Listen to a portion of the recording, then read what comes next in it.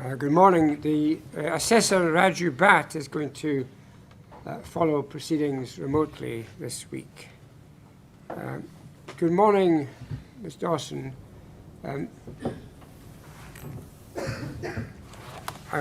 Before you ask questions, I need to either put you on oath or get you to give an affirmation. Which do you wish to do? Oath, my lord. Will you raise your hand and say the words after me? I swear by Almighty God. I swear by Almighty God. That I will tell the truth. That I will tell the truth. The whole truth. The whole truth. And nothing but the truth. And nothing but the truth. Ms. Thompson. Good morning, Professor Dawson. What is your full name, please? My name is Professor Lorna Dawson. May I ask how old you are? I'm 65. And you are a principal research scientist at the James Hutton Institute in Aberdeen, where you're the head of the soil forensics section. Is that right? That is correct. I'm going to ask you some questions about your qualifications and experience shortly. Professor, you were asked by the inquiry to examine a number of items for the presence of soil, to analyse any soil found to be present, and to prepare a report. That is correct. I want to begin this morning by making sure that you've got all you need to give your evidence today to hand, and you'll see in front of you a folder. You should find within the folder the letter of instruction that you received from the inquiry, which is dated the 27th of July of this year. Do you have that? Yes, that's correct. The report that you prepared in response to that letter of instruction, which is dated the 1st of November. Yes, that's correct. There should also be a report prepared by your colleague, Dr. Nicholas Church, dated the 3rd of November. That's Is that correct. there too? Yes. And a statement that Dr. Church gave to the inquiry on the 7th of November. That's correct. They're all there. Yes.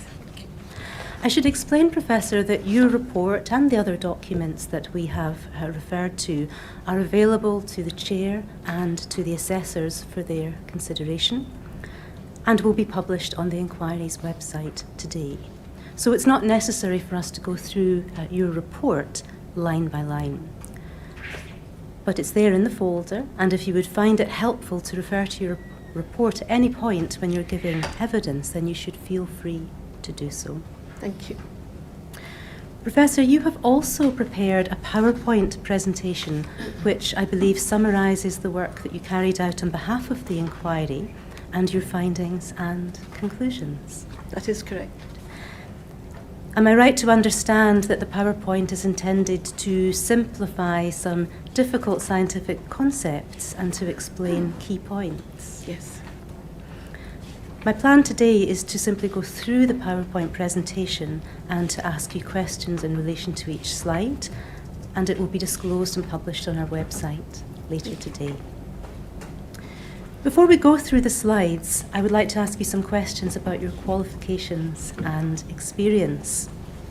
Your full CV is an appendix to your report and so is available to the Chair and the assessors. You have a BSc Honours in Geography. That's correct. And also a PhD in Soil Science. Yes. As we've mentioned already, you're the head of Soil Science at the James Hutton Institute. Can you explain what that role involves? The role of Head of Forensic Soil Science is to oversee all the work that we do in the Institute in connection with soil, botany, geology, all the ecological sciences in relation to the criminal justice system, from civil work right through to criminal work across Scotland, the United Kingdom, and in several countries in the world. What is the James Hutton Institute then? The James Hutton Institute is an institute that was the merger of two former institutes, one the Macaulay Institute for Soil Science and the Scottish Crop Research Institute for the understanding of crop sciences. And that merged just over 10 years ago to form the James Hutton Institute. So we specialise in environment, soil, crops, plants, and aspects such as climate change and farming and food. How long have you held your current position at the James Hutton Institute? I've been employed by the James Hutton Institute, or formerly the Macaulay Institute, since 1984. You're also a visiting professor in forensic science at the Robert Gordon University Yes, that is correct. and a professor in forensic science at a university in Porto in Portugal. Yes, that's correct. You're a chartered scientist Yes, and a fellow of the Institute of Soil Science. yes, And you have published extensively in the field of soil science. yes. You received a CBE in the Queen's Birthday Honours in 2018. Yes. What was that for? It was for my services to the disciplines of soil science and forensic science. And last year, I believe you gave something called a TED Talk. I did. What is a TED Talk? TED Talks are ways of communicating with the general public about a particular topic. It's a form of communication of whatever your theme or your topic is, so that it's for wide understanding of the science. So to help the public to have an understanding of quite specialist work. Yes, that's correct. And what topic did you choose to communicate through your TED Talk? I chose to talk about the importance of considering both sides within a particular investigation, both alternative propositions and considering, I set it in the context of a couple of cases where I gave evidence to those particular criminal trials. On the subject of criminal trials, I understand that you've given evidence in a number of high-profile prosecutions, Yes. including amongst them Her Majesty's Advocate against Sinclair in 2014. Was that the World's End murder case? Yes, that is correct. Can you help us to understand the role of soil science in that particular case? That was, I believe, the first time for the double jeopardy application, and originally there wasn't methods that could be used to look at the soil, but with the advancement of techniques from myself and my colleagues, we developed methods that we could look at trace amounts of soil which couldn't previously be carried out. So what we looked at was very, very small pieces of soil which had been kept from the original investigation that had been recovered from, sadly, from Helen Scott's feet. And what we could show by looking at those pieces of soil, that she'd stood in two different places, one place at the verge and also the place where she was sadly found, so that we could bring that information to the whole investigation and also in court to work out what actually had happened to Helen that night. Do I understand that you've also given evidence in prosecutions south of the border? That is correct. Quite recently in a case called R and Halliwell from 2016. Can you explain what the role of soil science was in that case? In that particular situation, Christopher Halliwell had taken the police officers to a site where sadly Becky Gordon's remains were found, but this information could not be used in the actual trial. It wasn't done through the proper means, and the police discovered tools that Mr. Halliwell had used, spades and pickaxes, tools that he kept in his garden shed. So we looked at soil that was recovered from these tools and compared the traces of soil with the soil where Becky was found in the field, in the corner of the field. And we could show that the soil that had come from there, because it was quite distinctive, that it couldn't have come from anywhere else, the soil on the spade, than the field where she was found. So that helped the investigation show that there was a link between the tools that were in his shed and the site where Becky was found. Thank you. Am I right to understand that as well as giving evidence in both Scotland and in England, you've given evidence further afield and as far away as Australia? Yes, that's correct. Have you undertaken work in criminal cases on behalf of the defence?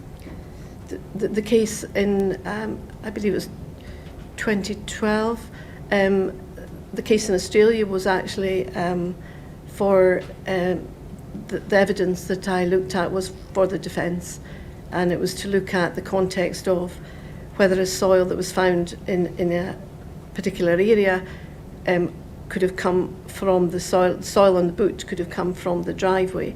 And I looked at that in the context of other alternative propositions in that particular case.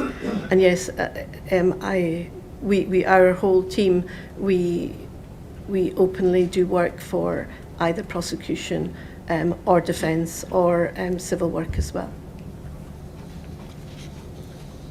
Are you able to help me understand what proportion of your work is for law enforcement, what proportion for defence, and what proportion for civil cases?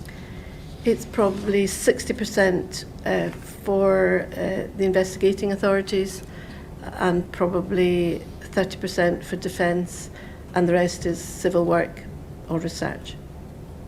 Thank you. I wonder if we can have your PowerPoint on the screen.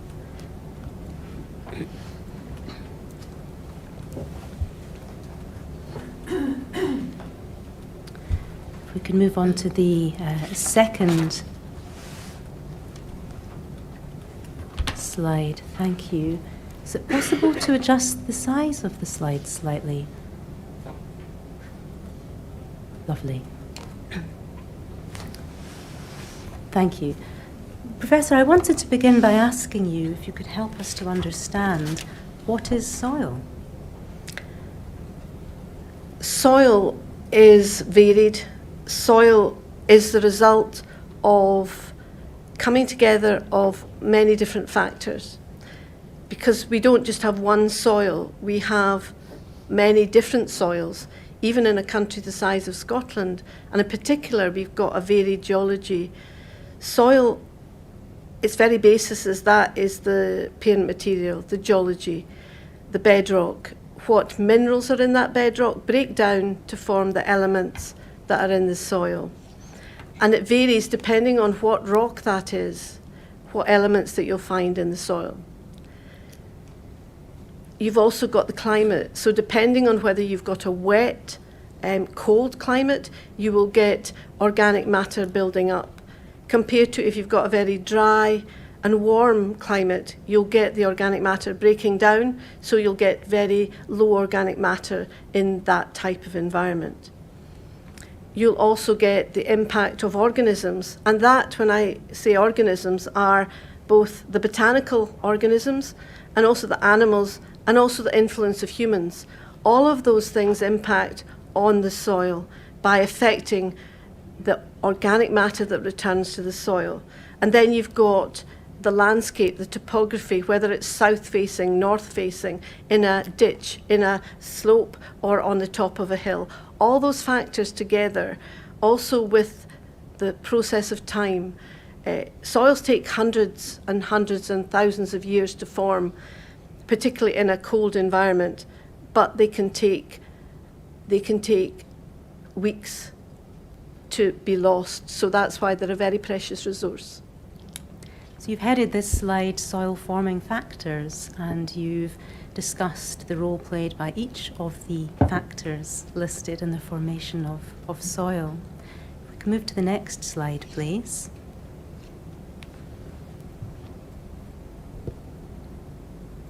And this slide is headed soil composition, and you explain that soil is composed of inorganic matter, organic matter, biological organisms, air and water. So I wanted to ask you about each. Can you tell us a little more about the inorganic matter that forms part of soil? The inorganic matter in soil is the part that is formed from that bedrock or inorganic material that has been added by human beings, by adding, say, fertilizer to soil.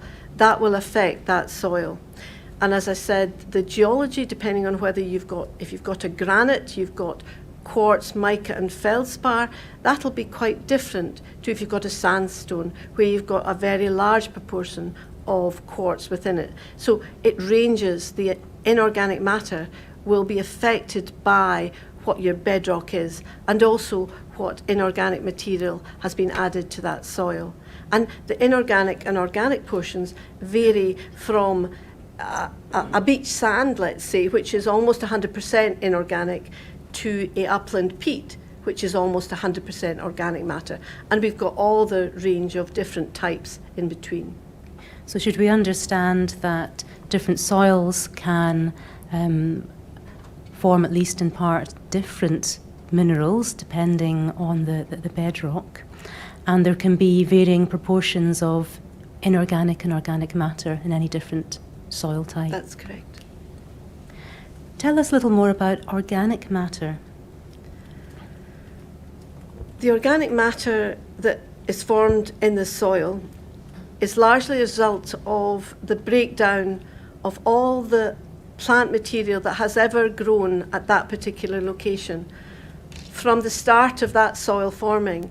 And what's left behind are the parts that don't totally break down, so the resistant compounds, and they are left behind and leave a signature in that soil that reflects that history of input of decomposing leaves. If you walk around and see leaf material in the autumn having fallen and left on the ground, they will be incorporated by earthworms and other organisms into that soil, with parts of that material left for hundreds and hundreds of years in that soil. So it's a combination of everything that has accumulated and decomposed in that soil.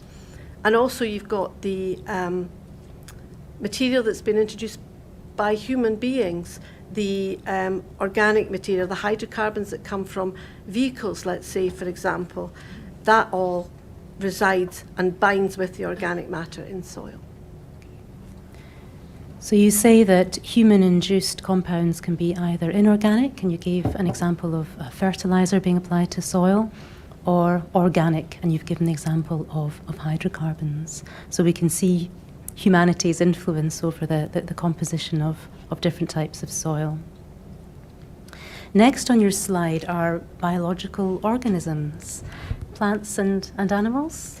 Yes, and when we look at soil, when we examine it in the laboratory, we would be looking to recover any fragments of plant material, any fragments of organisms, mites, bugs. When we recover them, and they can be identified, and they also tell us about information about the habitat of where that soil came from.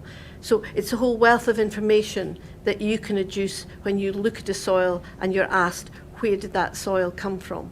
It's all the information that we can derive that helps answer those types of questions. Can you give an example?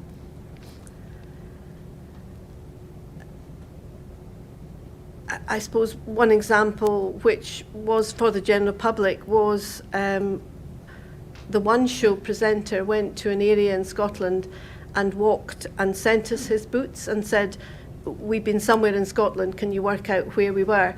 And all we had was the soil on the boots that he'd worn, Marty Jobson it was, and we analysed it with inorganic methods, organic methods. We looked at the fragments of vegetation, and that came down to 3 areas: one in Stirling, one in near Edinburgh, and one at a park just at the north of Edinburgh. And when we identified that particular park, it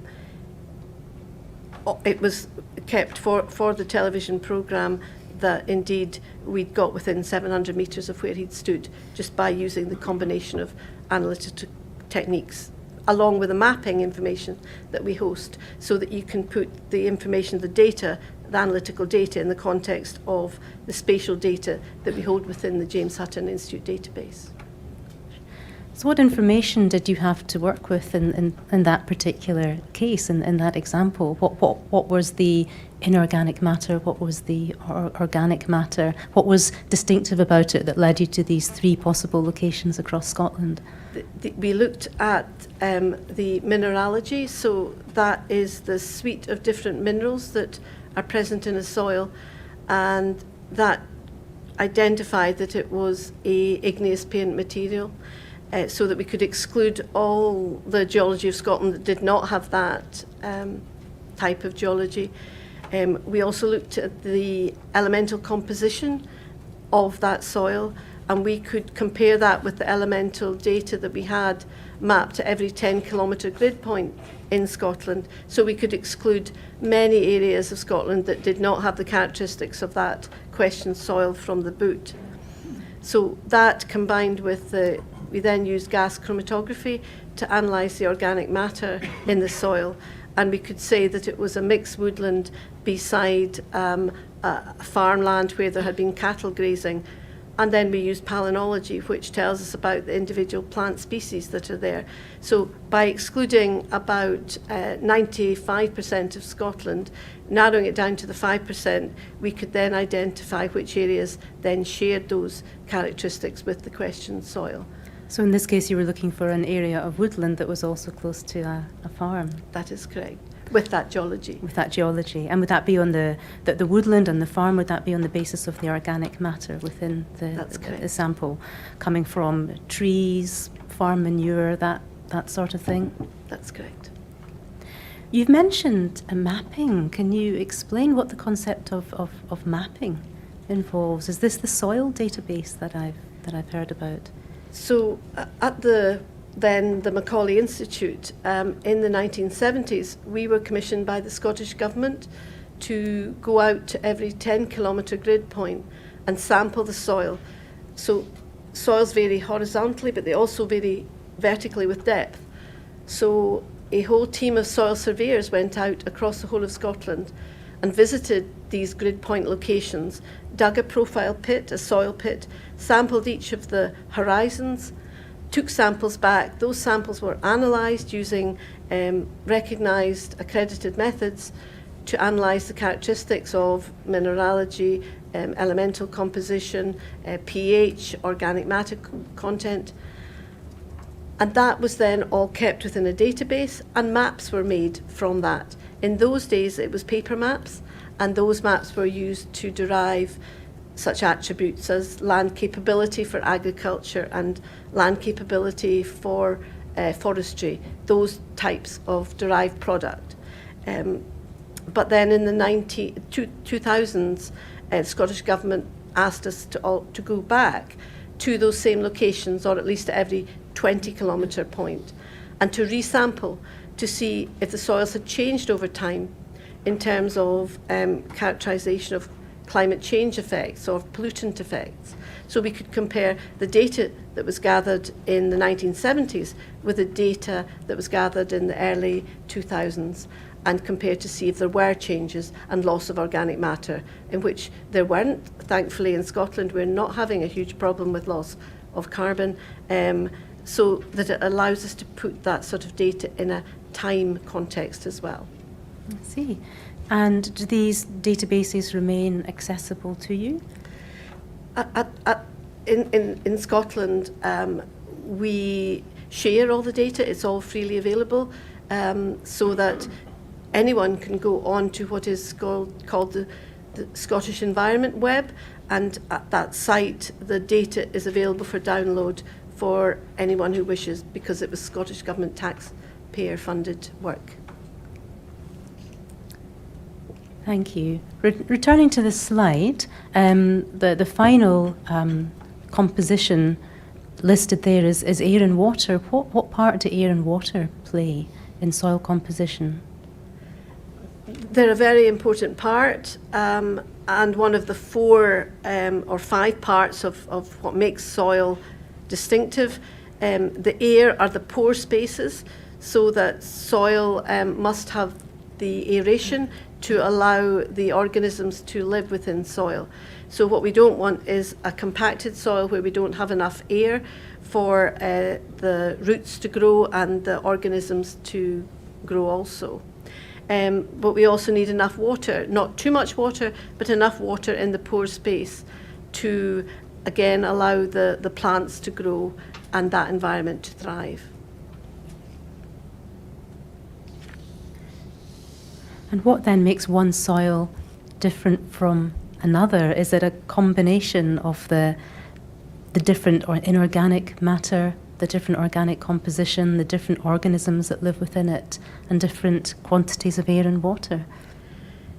It's the different combinations that you get of these multiple attributes of soil that make them so variable across particularly a country like Scotland, where we've got a varied geology and we've got a very varied different habitat types where you've got different organic matter being added to the soil. In the context of the mapping, you mentioned a scheme whereby 10-kilometre mapping points were determined and samples taken across the whole of Scotland. Within a range of 10 kilometres, can there be variation in a soil type, or would you expect consistency over a period of about 10 kilometres? Different characteristics of soil vary at a different scale, and for example, geology, the mineralogy varies at about a kilometre scale, while organic matter can vary at about a metre scale. So depending on what you're measuring, it will vary. But the closer you get two locations to each other, the more similar they will be than if you move further away. And in that sampling grid, what we tried to do was hit all combinations of geologies and habitat type. And if that grid didn't cover it, we went back to sample other locations, such as the Macher on the west coast of Scotland, where they're particularly calcareous soils. So they're different, and they've got a different, very diverse grassland ecotype. So we went and added in other types in addition to the grid sampling positions. Was that to give you as clear a picture as was reasonably possible to have of these soil types across the whole of Scotland? These soil types were then classified into different types of soils, and by covering that on a grid-based system with additional points, we were representing every possible combination of geology and land cover type. Do samples continue to be added to the database? If, for example, you're involved in a case, would you add the sample from your casework to the database, or is that an entirely separate matter? So there are several databases. There is what is called the National Soil Archive and the National Soil Inventory Database, and that covers that structured sampling of the grid-based system. But in addition to that, there were other types of sampling. So around all major cities, there was a more intensive sampling. So they are also added into the database. If we work on commercial work, that is kept commercially confidential for the client, and any casework is within another database as well. So it's a distinctly different database to the one that is publicly available. But yes, we do have that database building all the time. Can we move on to the next slide, please? Natural and urban soils. So you've explained to us the formation and composition of natural soils. How do urban soils differ from naturally formed soils? So you can see in the picture on the left, you've got distinct depth layers. Those are called soil horizons. And they're quite clearly defined with the darker organic material at the surface. Then in the middle, you've got where you get the reaction between the organic acids and the minerals being in the very foot at the bedrock material. And above that, you've got a natural environment where you've got the input of the vegetation as it falls and decomposes, and the organisms incorporate it over time. And that leads there to be a darker organic matter at the surface.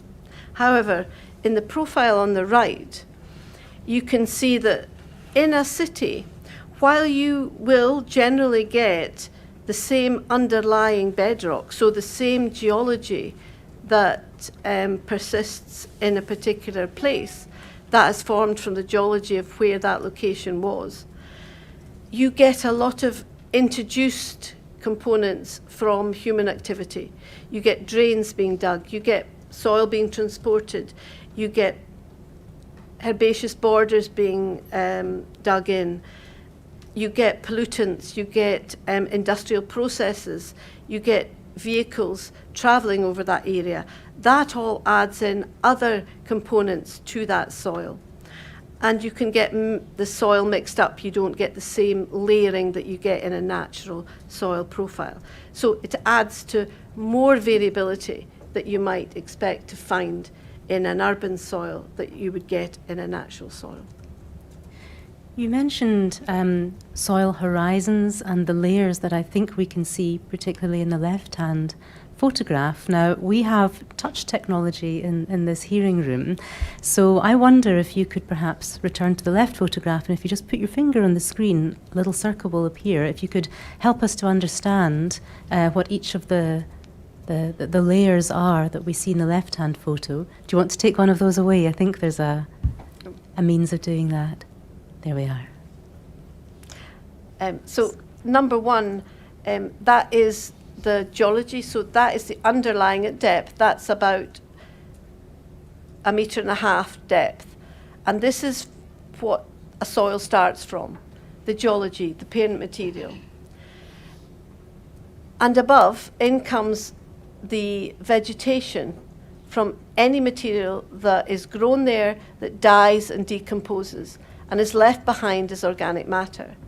That material, the organic material leaches down from the top and interacts with the minerals.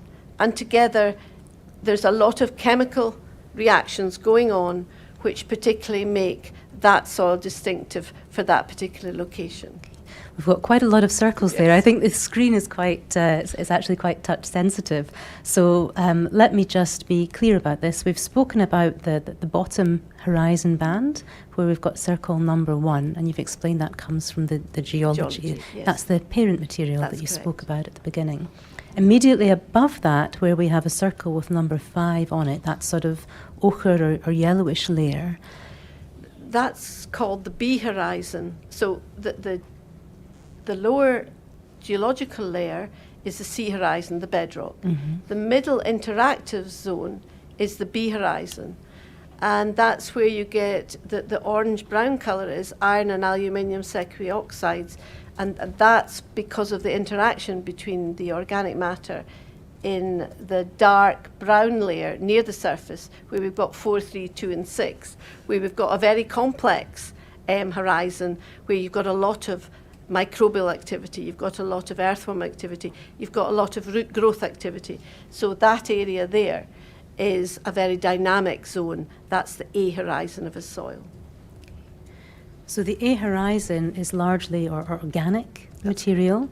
The bottom one was that C, sorry. C horizon. The C horizon is largely the parent material. That's correct. And the B horizon in the middle is influenced by both, That's from correct. beneath it and above it. Yes. Do I understand that That's correctly?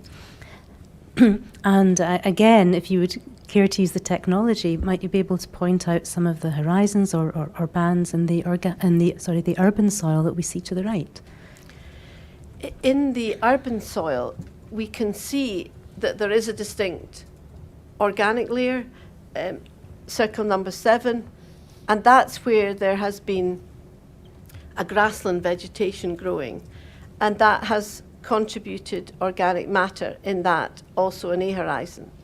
But as we go down, you can see the introduction of, here we've got brick particles, and man-made calcite material added in here as well. And then down here we've probably got old drains, but you see there is not a distinctive horization here. It's much more mixed up because there's been digging to introduce utilities to a particular area, and that makes this a less distinctive profile, but also a much more heterogeneous profile and much more mixed up than the natural profile on the left. What do you mean by heterogeneous? It's more variable. It's got many more features within it. There can be glass, there can be paint, there can be brick, there can be tiny particles of metal that can all have been introduced by human activity in a city area. Thank you. Can we move on to the next slide, please?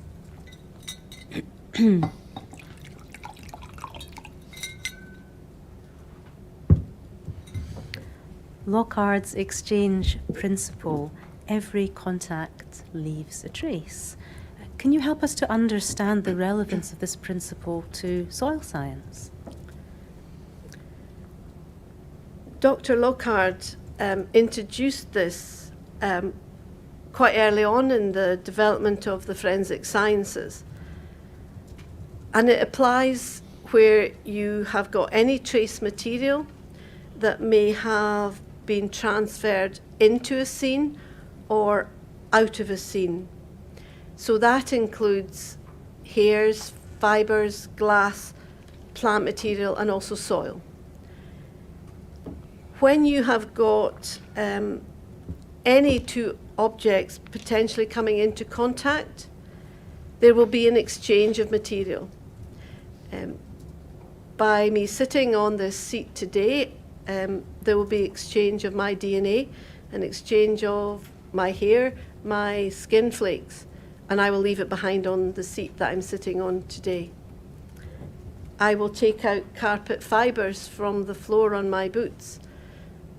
So when there is a contact between a person or an object and another location, then there will be transfer.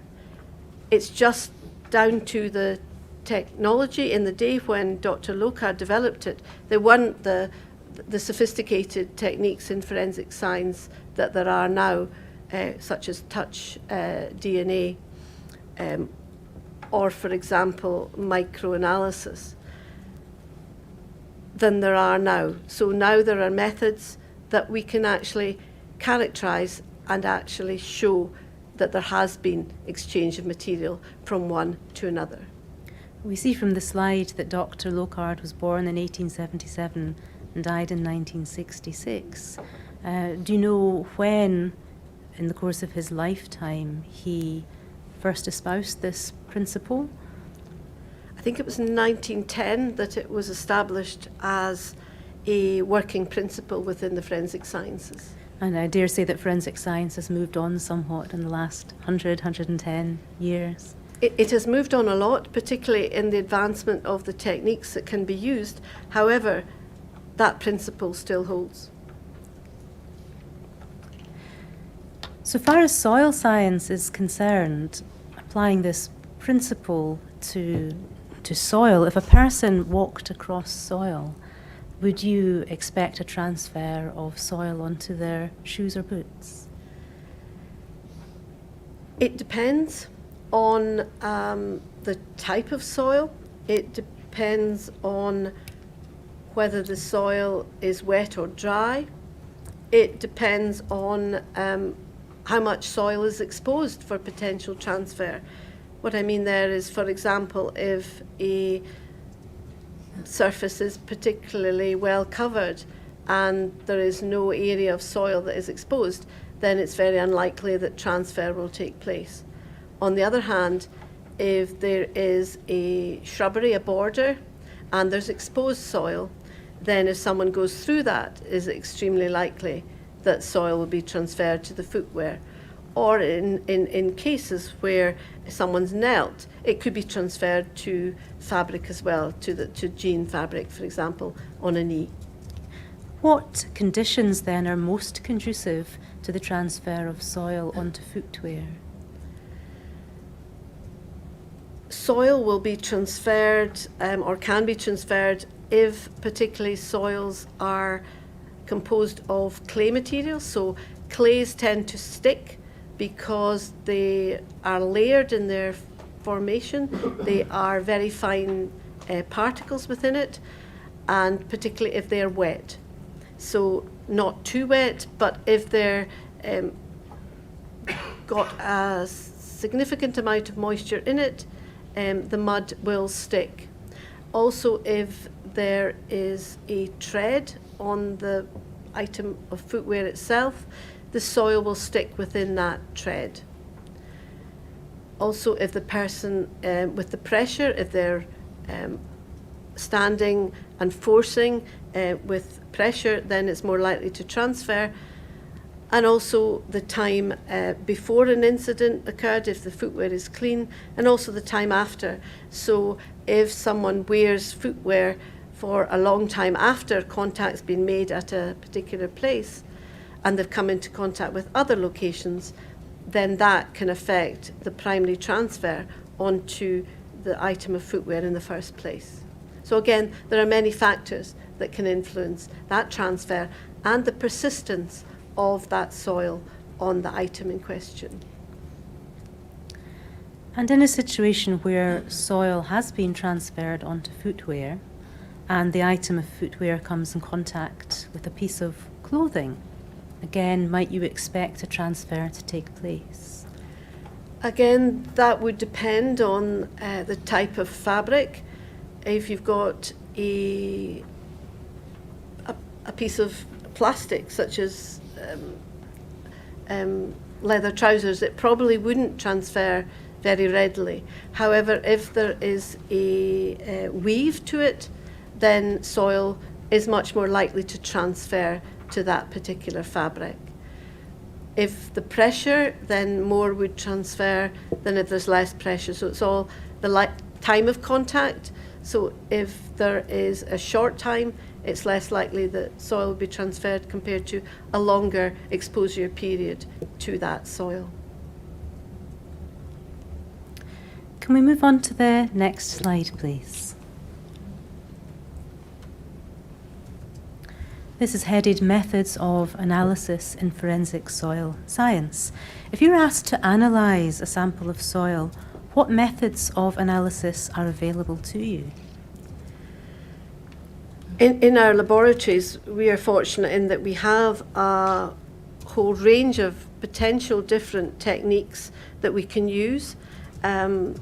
We can use colour, spectral colour. We can use infrared.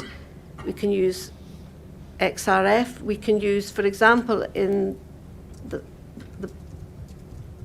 the foot here, we've got X-ray diffraction, which gives us the mineralogy, which reflects that of the parent material. We can look at gas chromatography, which we've got here. I don't think the pen's working. Oh, there we are. Sorry.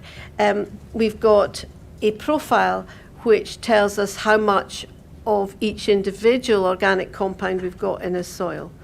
And the X-ray diffraction tells us how much of a mineral that you've got within a particular soil. And then we've got elemental composition that we can quantify. We've got the biology, the microbial profile we can also quantify. We can look at the organisms within the soil. And we can also use microscopy, whether that's macro lenses right through to light microscopy to scanning electron microscopy when we've got very small samples. So it's not a one-size-fits-all test every time a sample comes into your lab. You will have a range of options open to you where you can look at the inorganic composition of the soil or the organic composition or the biological elements within the soil. And as part of the sample handling protocol, one of the first things to do is examine the sample without touching it. So visually examine it to ascertain what would be the most appropriate methods to choose in that particular investigation. And it very much varies depending on the size of the sample, the condition of the sample, the length of time the sample's been stored. A whole range of factors will help us decide which of the methods that we would suggest to the investigator to use. So again, it's not a one-size-fits-all. You will start by looking at the sample with the naked eye, with the benefit of a microscope of one sort or another. Yes.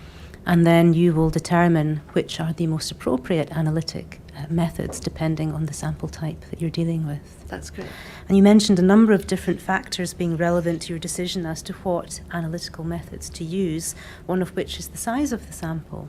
That's correct. Why might the size of the sample have a bearing on what type of analysis you can carry out? Ideally, if you have a sample that is a thimbleful size, then you can then run a couple of independent methods so that you can characterize the inorganic and the organic. And it's akin to corroboration, because if you can show that two samples are indistinguishable using inorganic and organic, it increases the evidential strength of any potential link that is being tested. And the more you have, the more methods that you can apply to give you greater confidence that you are coming to the right conclusion that a sample has likely shared a common origin with another particular sample. So the ideal situation is to have a large sample, about a thimbleful size, and then you would apply probably a combination of quantitative methods to compare those two samples. But if you only have a very small sample, might you be more limited in the range of options that are open to you? Yes, that is correct. If you have a very small amount of sample that really requires microscopy to identify it, then you're limited in which techniques you can use. So size is one consideration. Is the place that the sample came from, if that is known to you, is that also a relevant consideration when you're determining which of the range of types of analysis to carry out? Yes, that is correct, because if a sample is embedded in fabric, then you have to consider what is the best approach to recover that sample. Because if you can imagine, if you've got a very small sample on a woolen jumper and you try to brush it off, most of that soil would adhere to the brush that you've used to take it. So you have to consider as well, what are the most appropriate methods to recover the sample, as well as what will you subsequently do with that sample once you've recovered it to analyse it. Can we move on to the next slide, please?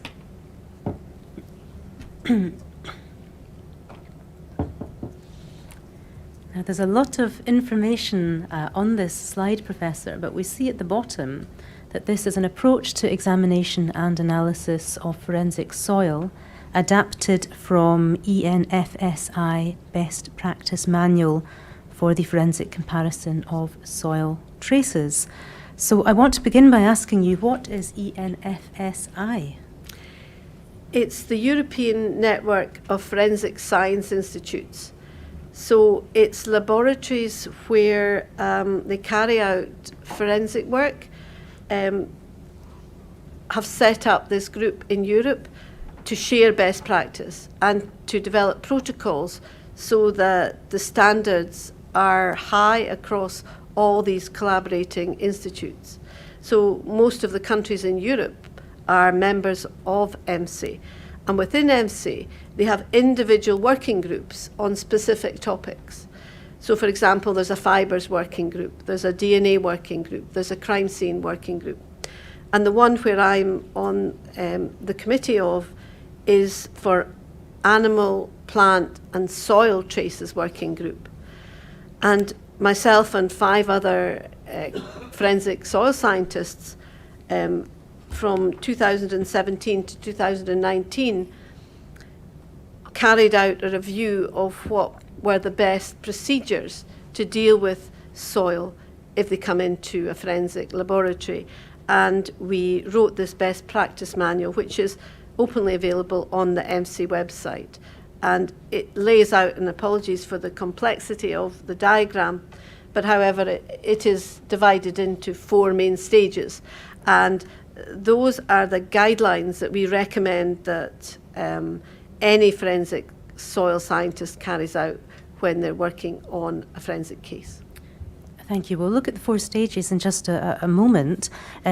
Before we do that, you explained that you were effectively involved in the creation of this manual through your working group. Yes. Sorry, you were one of 6, I think you said. That is correct. From across Europe or from within the UK? I was the only member from the United Kingdom, somebody from the Netherlands Forensic Institute, somebody from the German police, from Latvia, and Spain.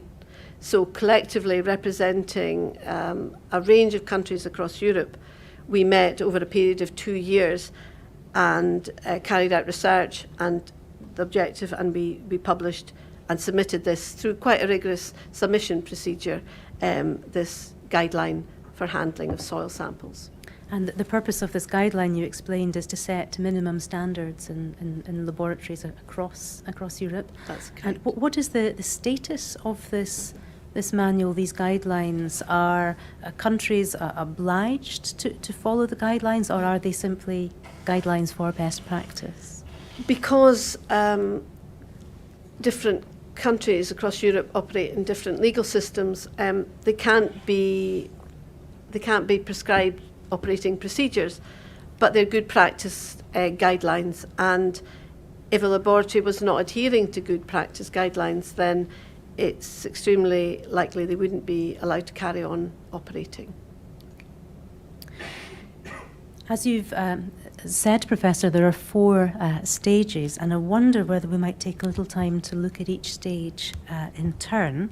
And I'll begin by asking you just to explain stage 1. How do you go about the process of examination? And I may then have a few further questions about that stage before we move on. The first stage is an iterative process with whoever is requesting the work to be carried out.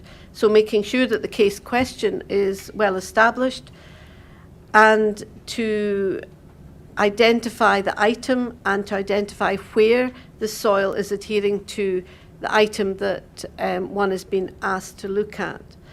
Look at that within the questioned item, and also consider where there would be reference material that you could compare that questioned soil with. So at the particular alleged location where the transfer had taken place, it would be to compare that with that particular location by sampling that location in an appropriate manner to represent it. Air dry the samples, sieve out any stones or fragments of vegetation. And then at that stage, as we said just previously, looking at it under the magnifying lens and under the light microscope, decide what is the most appropriate method of analysis to carry out for that particular sample. Describe it, recover any pieces of botany, get them identified, any artifacts, glass, bits of pottery, bits of plastic, all these sorts of things, plus hairs and fibres, they're all recovered into separate production vials, and they're submitted to the relevant scientist to do any work at that stage. And then at stage 2... Sorry, can I ask you a few more questions about stage 1, if you don't mind, just Certainly. before we move on? I want to be absolutely clear about some of the language used. And I see on the chart there's a reference to something called a case question. Can you help me to understand what a case question is? So when a forensic soil scientist is working with an investigating authority, the case question could be, could that soil have come from this particular location? Or the question could be, can you tell us where that particular soil came from? For example, in the case of a missing person. So that would be the question, can you tell us as quickly as possible where that soil on that item might have come from? I see. So the case question is essentially the question that you're trying to answer as a forensic scientist. You also mentioned, and again we see this on the slide, questioned sample and reference samples. Can you help us to understand what they are? So the questioned or unknown sample would be the sample on a spade, a pair of boots, or on clothing, where you do not know the origin. The origin of that sample is in question. On the other hand, you get a known or a reference or a control sample. And that's where you know where they come from. You know they came from under that oak tree, or you know they came from the garden at the front of the house. You know their location, and they can be given a reference, and they can be compared with the question sample and the characteristics of that unknown sample compared with all the known samples. And all those known samples with the metadata are kept within the databases, so that you can then ascertain for that question sample, if you're asked to say, where does it come from? You can say, well, it shares the characteristics of all the pine woodlands on granite parent material that are near to a river. So it helps you ascertain about the question sample what would be the likely attributes and where it likely came from. So in some cases, your task might be to identify possible locations, source locations for a soil sample, a question sample, and in other cases your work might be more comparative. You're comparing a question sample to known reference samples. Yes, the one question is helping in search to identify location, and the other part of the work we do is the trace evidence comparison. So comparing a question sample from a questioned item with either another item or with a particular location. And at the beginning of your evidence, where you discussed your involvement in the Sinclair and Halliwell cases, might they be examples of the latter type of work, of comparative trace analysis work? That is correct. Let's turn to stage 2 now, and again, can you please explain to us what happens at stage 2 analysis of case samples?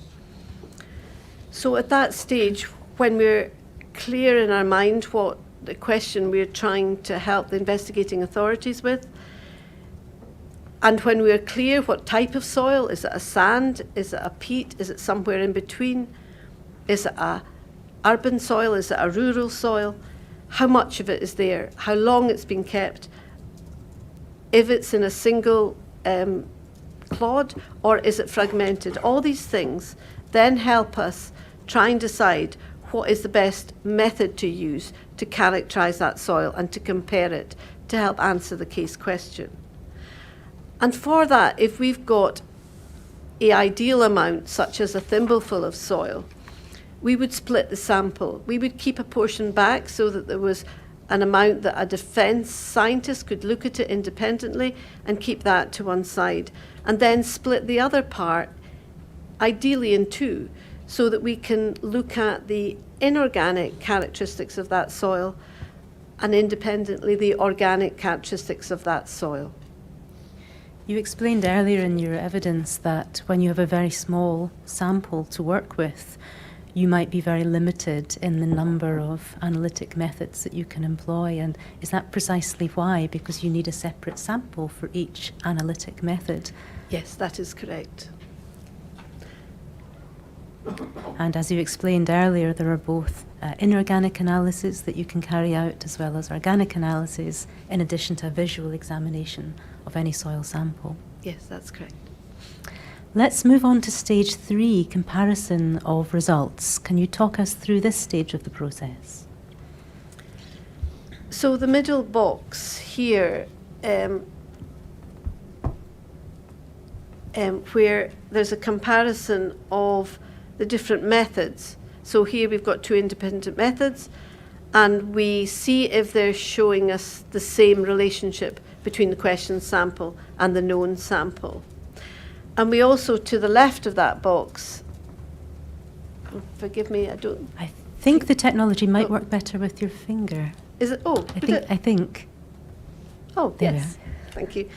That is then the stage of comparing the results that we get between the two samples that are in the case context with what we've also got in databases, and applying statistics to that data so that we're independently assessing the relationships between the questioned and the known samples, and also putting it in the context of past experience of previous casework of transfer and persistence, and then assessing whether the results are suitable for being presented to the court, or in some cases it's just insufficient material and we have to report back and say we couldn't get any results on the organics of this sample, we therefore we cannot say if there's a relationship between these two or not. I think that takes us to stage 4, evaluation of evidential value of the comparisons and forming an opinion. Can you explain this stage to us? So stage 4 is in the context of all those exterior influences, the fact of transfer and persistence, the moisture conditions, the texture of the soil, how long a person had been wearing a pair of footwear before the incident, how long they were seized. So were they immediately seized, or was there a long period after the incident that someone wore a particular pair of shoes or clothing, or wore an item of clothing for a longer period of time? That would all affect the interpretation of your comparison of those traces. Sorry, can I interrupt you there if I may? I'm so sorry. Just to ask, why might these things matter? Why are they important? How long you've carried on wearing an item, for example? Ideally, what you want is a single source sample. So to put that in context, if you have a footwell mat of a vehicle, there will be a mixture there. And in the old days, they used to hoover up that sample, and that would be a single sample. But that is never going to be comparable with a reference sample from a particular location, because it's a mixture. And if you get a multiple mixture, it'll have a different analytical result to a single source sample. So what we do is we take individual PEDs, so individual aggregates, so they are discrete parts of soil that are held together by the organisms in soil, a single source, so they are more likely to represent that individual location rather than being a mixture, where that's much lower evidential strength of a comparison. So that's the reason that we carefully sample to try and get as much as possible that single source sample from a questioned item.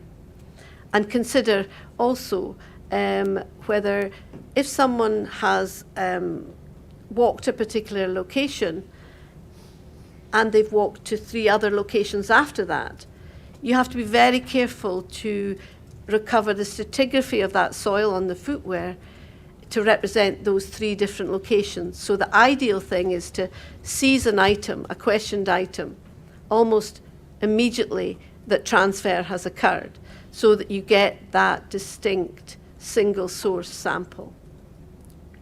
Going back to the example that you gave of a footwell in a car, and in the old days you would take a hoover and hoover up all the soil. You said that would be a mixed sample. Why would that be a mixed sample? Because the person who had been driving that car had likely been to several locations after the time that the footwell mat was cleaned, and material would have fallen off the footwear from these multiple locations, and all of that will have fallen in that footwell mat, got mixed up, and then that single hoovered sample would represent probably more than 20 different locations where the person had carried soil, primary contact with the location, secondary contact with the feet on the footwell mat.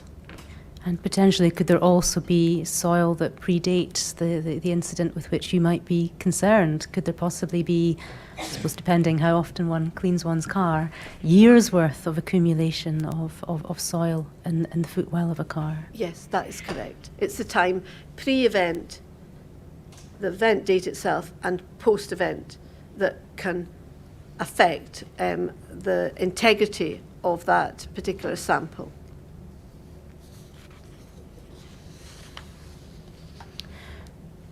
Looking at the list of factors where you've put the circle with the number 3 on it, I think we've spoken about the time between the questioned item the time before the questions item is seized, there are other factors listed there which it might be interesting to ask you about. Transfer and persistence. We've touched on that already, but could you say a little more about transfer and persistence and its relevance at this stage of your analytic process? So when you're interpreting your results, it's got to be done in the context of that transfer event. So when the material likely transferred from one to another using the Locard exchange principle. So an item, the soil transfers, let's say, to an item of footwear. If someone walks on a hard surface for a considerable length of time after that transfer, then the material will not persist, a lot will fall off. Also, if that material is of a coarse grain nature, it will fall off more readily than if it's a fine textured material, which will stick and dry on the item and is less likely to fall off. And also, if there's tread, then the material can get embedded in the tread and persist despite someone walking over a hard surface. So there's all the combination of factors that can affect how much and the integrity of the sample that's on the particular item in question. Returning to that list, there's a reference to weather and soil conditions. Again, you've touched on this already. Is there anything that you would wish to add in relation to the relevance of weather and soil conditions at this stage of the analytic process? So the important things, or the main things here, is the areas of exposed soil. The fact that if soil is fine textured, then it's more likely to transfer. And also if it's wet. So it's sticky. So I'm sure we've all experienced going out for a walk after it's been raining and we come back and our feet are muddy. But if you go out and it's dry, you're less likely to get dry, dusty soil transferred to your feet. Time we've spoken about, and the final factor in the list there is case circumstances. What would those be?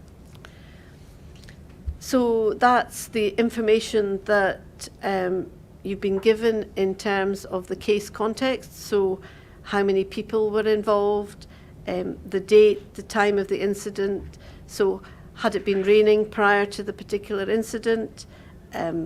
What was the environment at the location like? All those case contexts, so how many people involved, how long the people were in contact, the time of day, all those external factors, and also, as we've said, the context of when the items were seized and whether there was likely a single source sample or anything that could relate to the evaluation of the comparison between the trace material. Before we move on from stage 4, to the right-hand side of the slide, there's a box that reads interpretation of results in context of hypothesis of investigation and consider alternative hypotheses. What does that mean? What does that involve you doing? Because soil science is not categoric, it's probabilistic, so that we cannot say with certainty, because soils, they're not an entity. It's not like an individual. Soils are not individual, they vary and they all relate to each other in multiple ways. So it's probabilistic if a soil is likely to have come from one place. And one's also got to consider, is there an alternative proposition that it could have come from another location? So it's not only the case proposition that should be a test hypothesis, but there should be an alternative hypothesis as to where that particular soil could have come from. And finally, the bottom right-hand box, should we understand from conclusion, opinion, report and court that all of these stages, 1, 2, 3 and 4, ultimately result in you reaching an opinion, a professional opinion, which you express in a report, and then potentially you're called upon to give evidence and to speak to your report. That's correct. Thank you. Can we move on to the next slide, please?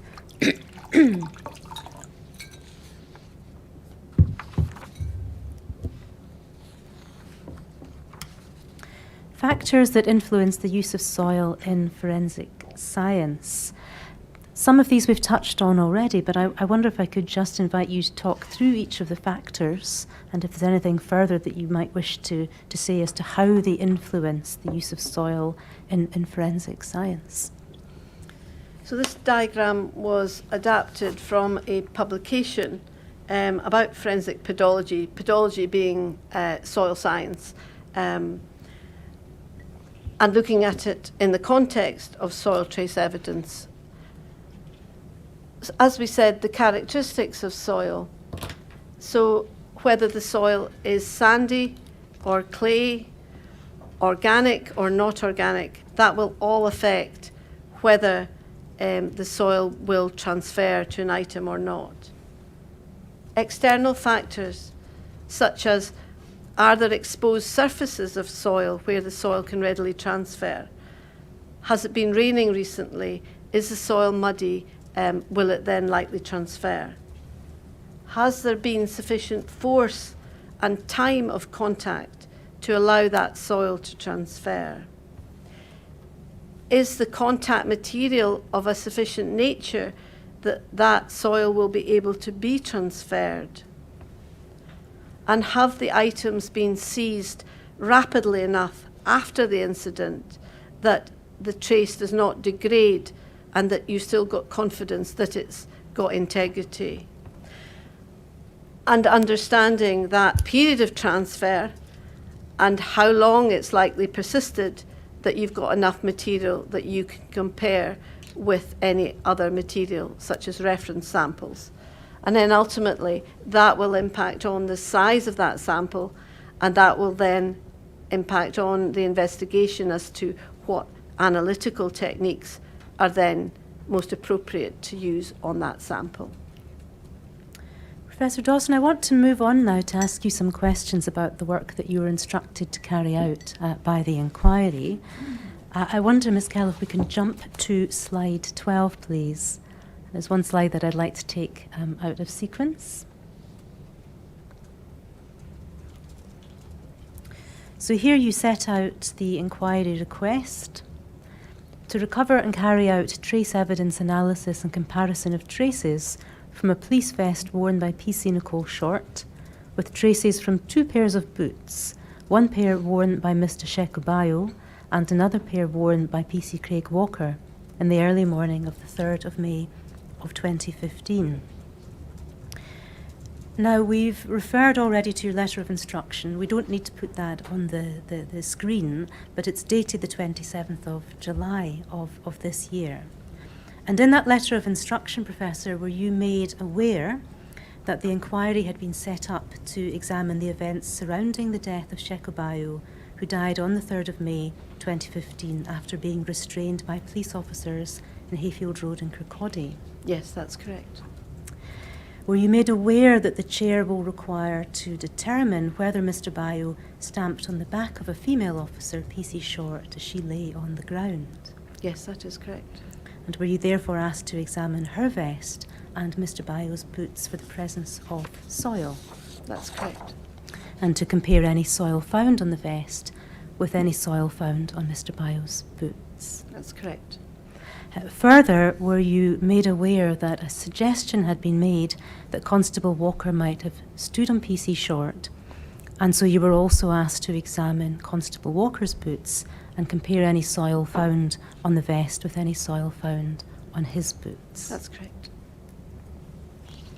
Before we look at the items that you were asked to examine and discuss the work that you carried out, can I ask you, did you come back to the inquiry and request information as to the route taken both by Mr. Bayo and Constable Walker in order to get to Hayfield Road on the morning of the 3rd of May?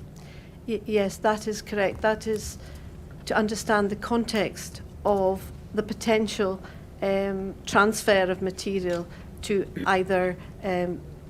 Shekubayo or PC Craig Walker on that particular occasion. That's getting as much of the case context that allows me to carry out the work.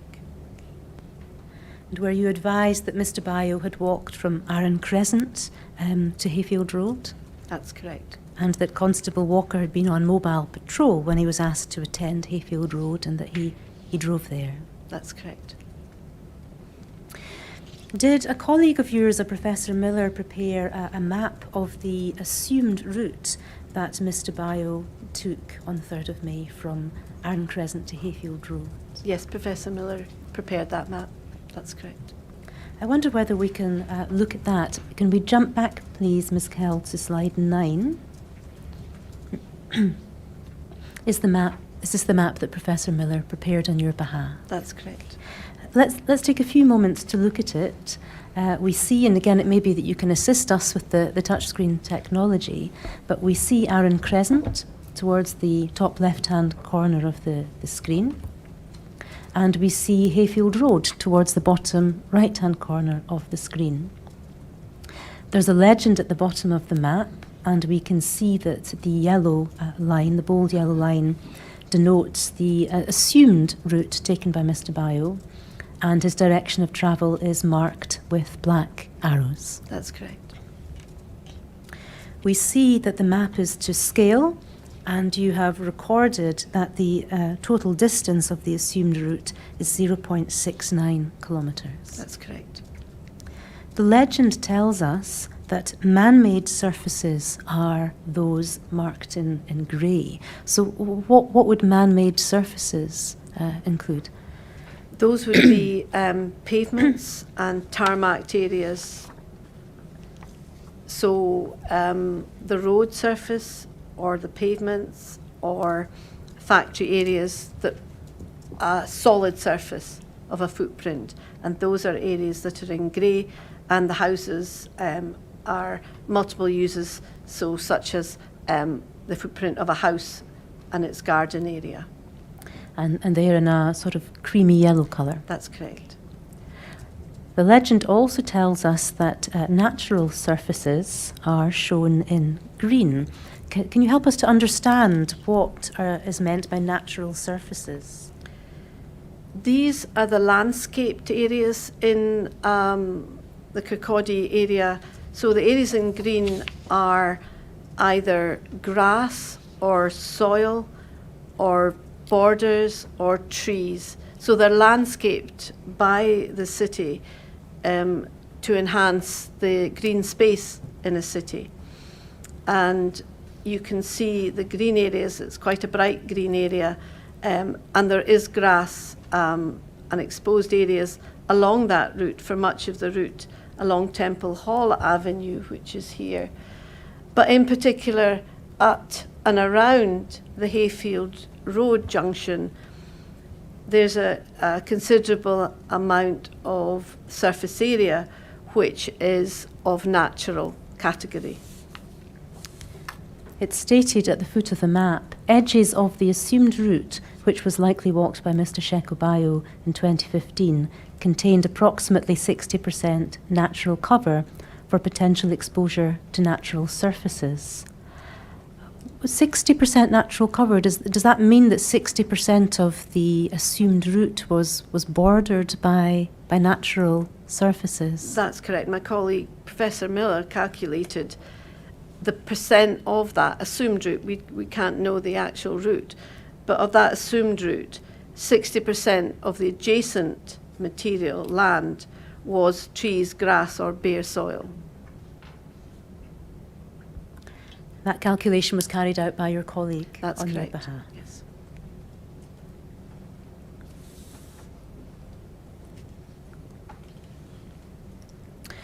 This map is copyright 2021, and am I right to understand that you went on to compare the map with Google Earth images from 2015 and from more recently? That is correct. My colleague, Professor Miller, who's a geographer, prepared these maps for me. Let's look at slide 10, please, the next slide.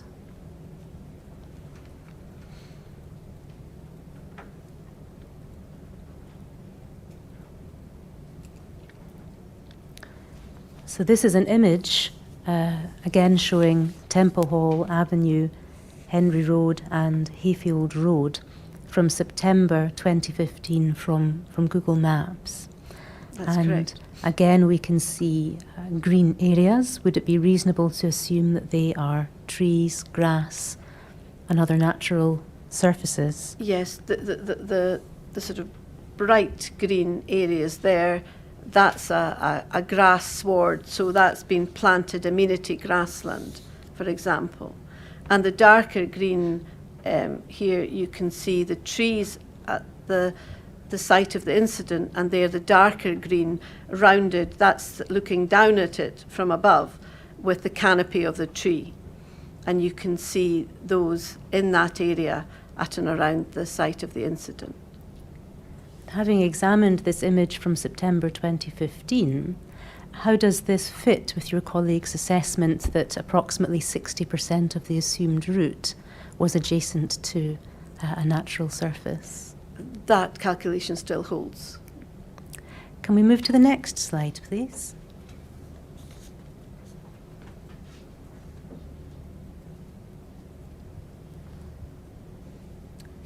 This is the same image, but from September 2021. That's correct. What was the purpose of considering more recent imagery? The reason for considering more recent imagery was to ascertain if there had been any changes since the material time.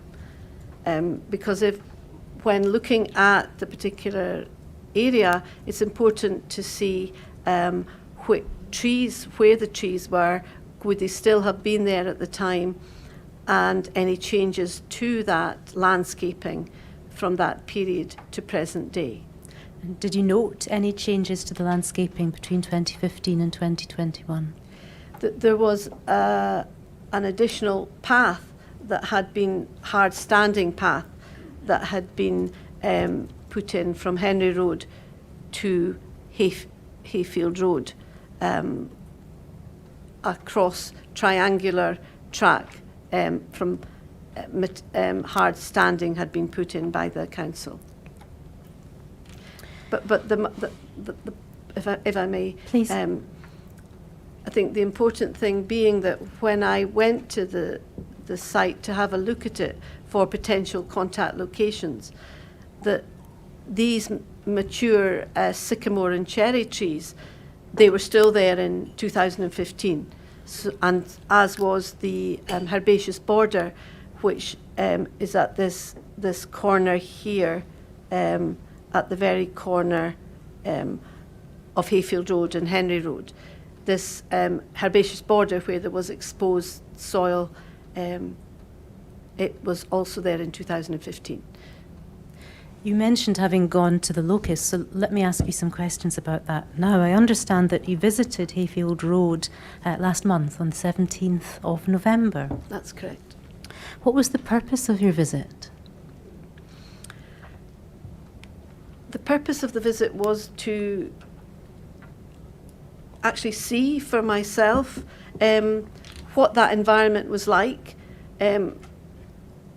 Were there areas that soil could have transferred to footwear or clothing at that particular location? It may have been changed. It may have had a total cover of landscaping. It may have been tarmacked over. All these things are important to consider. Were there areas around the trees that had bare soil? You can't see that from photographs. You have to go and see for yourself.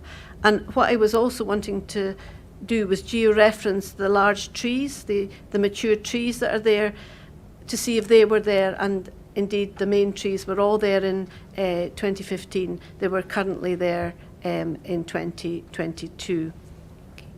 The trees that you're talking about, where are the trees? Again, if you could perhaps use the circles. Well, there are trees up Henry Road, so about where the 3 circle is. Those trees were there in 2015, and all the border of trees that comes down here. So marker 1, there are 3 mature trees along that edge of the road, and here at number 1 there now, there's a herbaceous border where there are shrubs grown, and the shrub area was still there in 2015, and it had large areas of exposed soil. What allows you to say that the mature trees and the shrubs were there in 2015 when your visit was in 2022? By comparing the imagery, so go back, if the 2015 imagery that was taken, aerial imagery in 2015, you can geo-reference and see the same trees that were there. Ah, I see. And visually, did the trees appear to be of such maturity that you would have expected them to have been there for some time? And the estimation of the age of the trees, these were trees that were over 100 years old, so that I could ascertain that while I was there in 2022, they must have been there in 2015. And that fitted with the geo matching work That's that you correct. did and the Google Earth images. And what type of trees were they? There were sycamore and cherry and some birch trees. You've described their locations, and clearly at the time of your visit, you visited Hayfield Road. Did you walk the entire length of the assumed route, or did you simply visit Hayfield Road? I walked along Hayfield Road, and I walked up Henry Road and along Temple Hall, and then I went back and got my vehicle and drove the rest of the way. I didn't want to walk outside, respecting the home at Of course. Arran. In Arran Crescent. You've described seeing mature trees and shrubs, and there being areas of bare soil, in particular where you've marked circles 1, 2 and 3 on the Google Earth bird's eye view. The soil that you saw, can you characterise it at all? I appreciate that you did not take samples and you didn't analyse the soil, but visually, can you tell us anything about the soil that you saw around the area of Hayfield Road? And admittedly, it had been raining quite heavily before I visited, and actually during my visit. However, I could see that the areas, there were significant areas of exposed soil, and I'm aware that the area around the bus stop has been changed during that time with further road movement and change. However, at and around that area, there were considerable amounts of exposed soil, bare soil. Now, I can't say that that would have been there in 2015. However, the areas that were at the edge of the road, at about the circle number 2, all that area had bare soil at the border, so the herbaceous border, where it's not covered over, and there are significant amounts of soil exposed. And there were exposed areas around the mature trees, so the circumference where herbicide is probably sprayed to avoid competition with the trees, that was bare soil. It was muddy. It was quite fine textured. So looking at that material, I would say that certainly in 2022, those areas would be conducive with transferring to anyone walking on them. Now, no samples were taken back in 2015, and you explain in your report that it was not standard procedure in 2015 for soil samples to be collected at the scene of an incident such as this.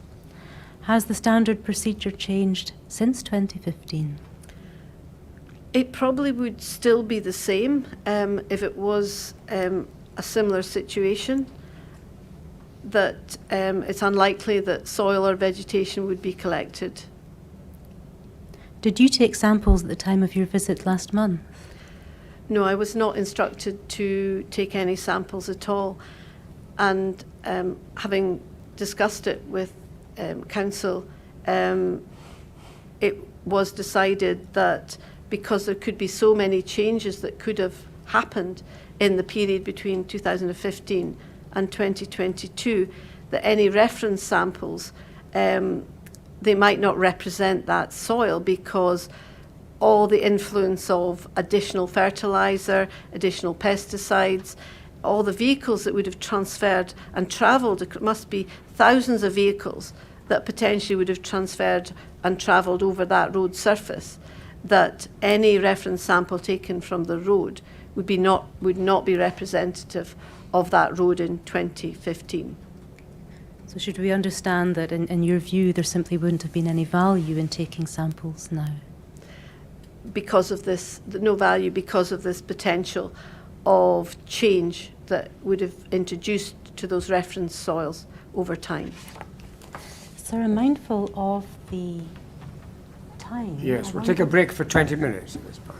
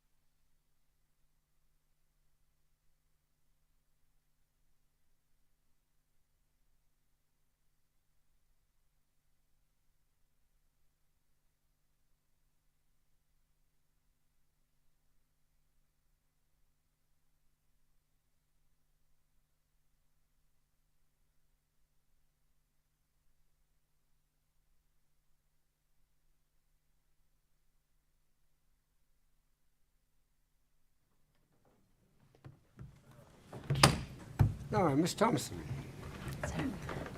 Professor Dawson, before the break, we were exploring whether there would have been any value in taking samples from Hayfield Road now in 2022, and you'd offered the view that there wouldn't be any value because of the changes over the intervening 7 years, and because people have driven along the road and presumably walked along the footpaths, and so any samples would likely be materially different. You also identified earlier in your evidence that there has been a change to the hard-standing path that cuts the corner at Hayfield Road between 2015 and 2022. Yes. Might the replacement or repositioning of that path have brought about some degree of change to the composition of the soil in that area? It's unlikely the path itself would have affected the already established areas of borders and grassland, apart from the area just adjacent to that new path, which would have been dug up as part of its construction. But for the reasons you gave before the break, that there wouldn't have been any value in taking samples at 7 years remove. There would be limited value unless you were wanting to actually identify where soil could have transferred, and that would have had to involve an extensive amount of sampling across all potential locations of potential contact. One matter I want to ask you about before we turn to the work that you carried out on behalf of the inquiry. We discussed Locard's exchange principle this morning, and I ought to have asked you at that time about the concept of secondary transfer. Can you explain to us what is meant by secondary transfer within the world of forensic science? So when an item is transferred from, let's say, a soil, exposed area of soil to the sole of an item of footwear, that is a primary transfer. So from the location to the item. Now, if that person that's wearing those items of footwear go into a car to drive that car, the secondary transfer from the soil, from the sole of the boot to the pedal, then if we recover soil from the pedal, that is a secondary transferred trace. Or indeed the soil we talked about that's in the footwell is likely by secondary transfer. So primary from the scene to the boot, secondary from the boot to the footwell or the driving pedal. You spoke earlier in your evidence about the importance of the passage of time in terms of the time that may elapse between a transfer taking place and the question sample being seized and submitted for analysis. From your perspective, may we take it that the sooner the better in terms of recovery of samples? Absolutely. The period of time from when a transfer has taken place and recovery into an evidence bag should be as short as possible. The chair has before him evidence that the lady officer, Nicole Short, left Hayfield Road in a car to go to hospital, where she was examined by a doctor. And there's evidence that she required to remove her clothing, including her vest, for the purposes of that examination. She then dressed and was taken again by car to Kirkcaldy Police Station, where she went to the canteen along with all of the other officers who had been present at Hayfield Road. Within the canteen, the vest was taken off and left lying on the floor and was not recovered until some hours later. Now, from your perspective, is that an ideal set of circumstances or less than ideal? It depends what information is known about what has happened to that item in that intervening period and whether there was any opportunity for transfer. And if we look back onto what allows it to transfer, a casual brushing past would not allow the transfer of those particular trace material on the vest. it requires an element of force to get soil material. So if there was a period and there was information that there had been an alternative route of contact with some degree of force of material to the vest, then we cannot exclude that period as being a period when material transferred to the vest. And leaving secondary transfer to one side, from the point of view of preserving the integrity of the vest, was the journey of the vest and the passage of time between the alleged incident at Hayfield Road involving Constable Short and the vest being seized some hours later. From the point of view of the integrity of the vest, was that ideal or less than ideal?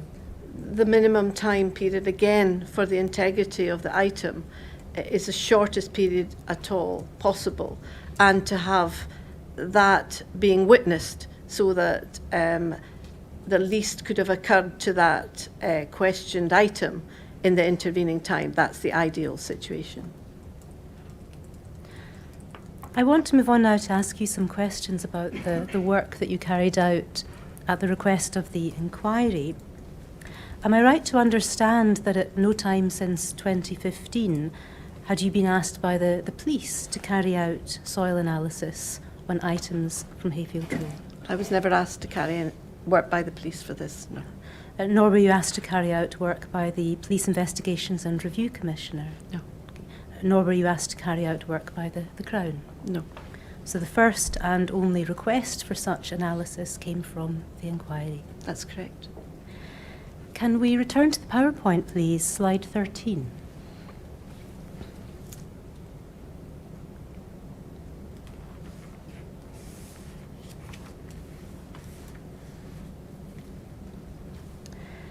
I should begin by asking you to look at the vest itself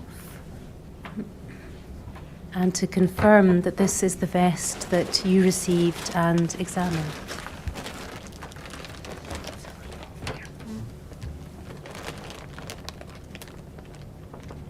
Yes, that is the vest. On slide 13, we see two photographs of the vest.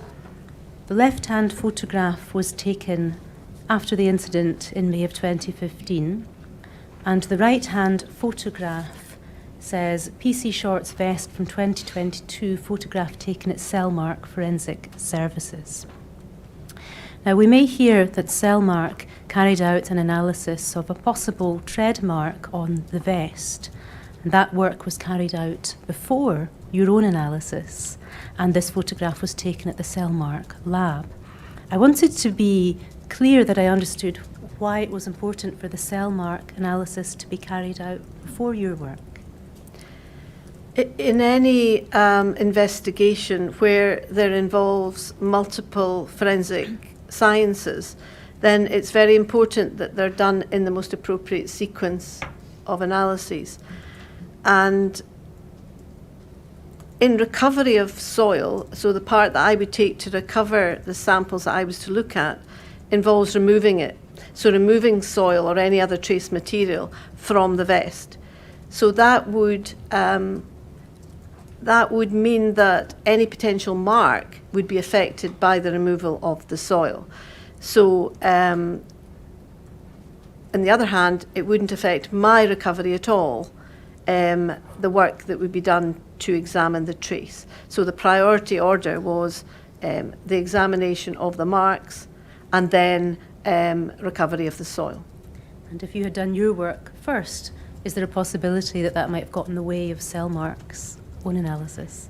It might have affected the quality of the marks that they were to examine. When you examined the vest, did it look as it does in the right-hand photograph, the one taken at Cellmark's laboratory in 2022? Yes, that is correct. What is the black staining all over the vest?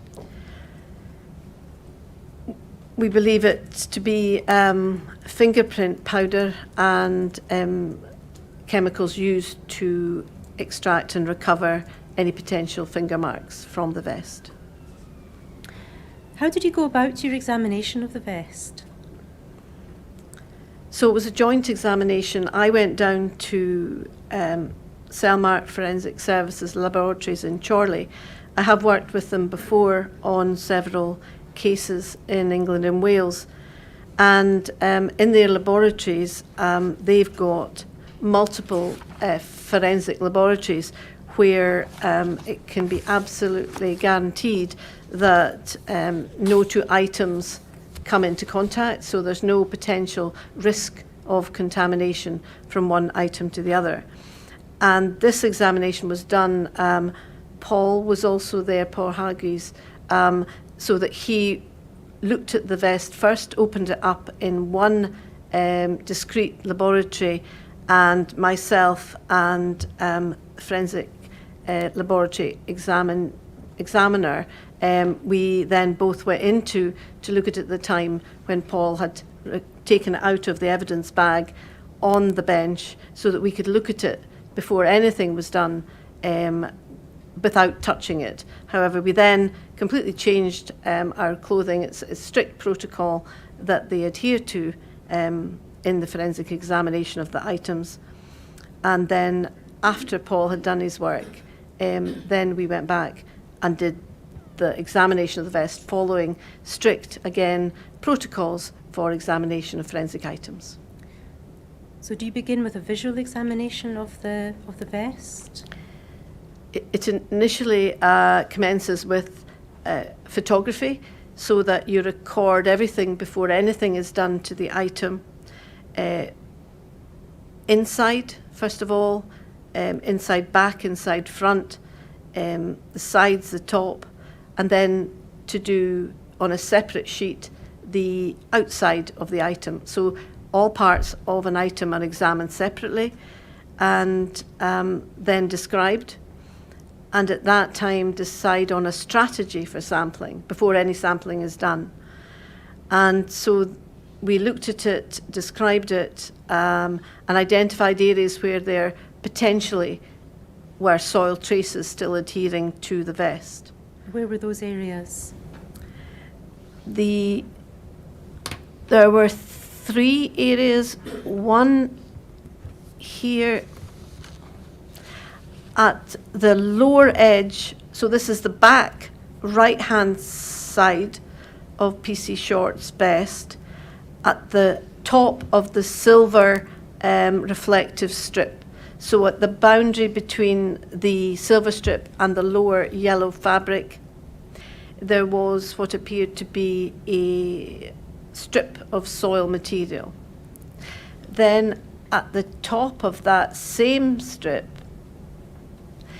there was also a discrete portion which, with magnifying lenses, we saw there was what appeared to be substrate-like soil. And the third one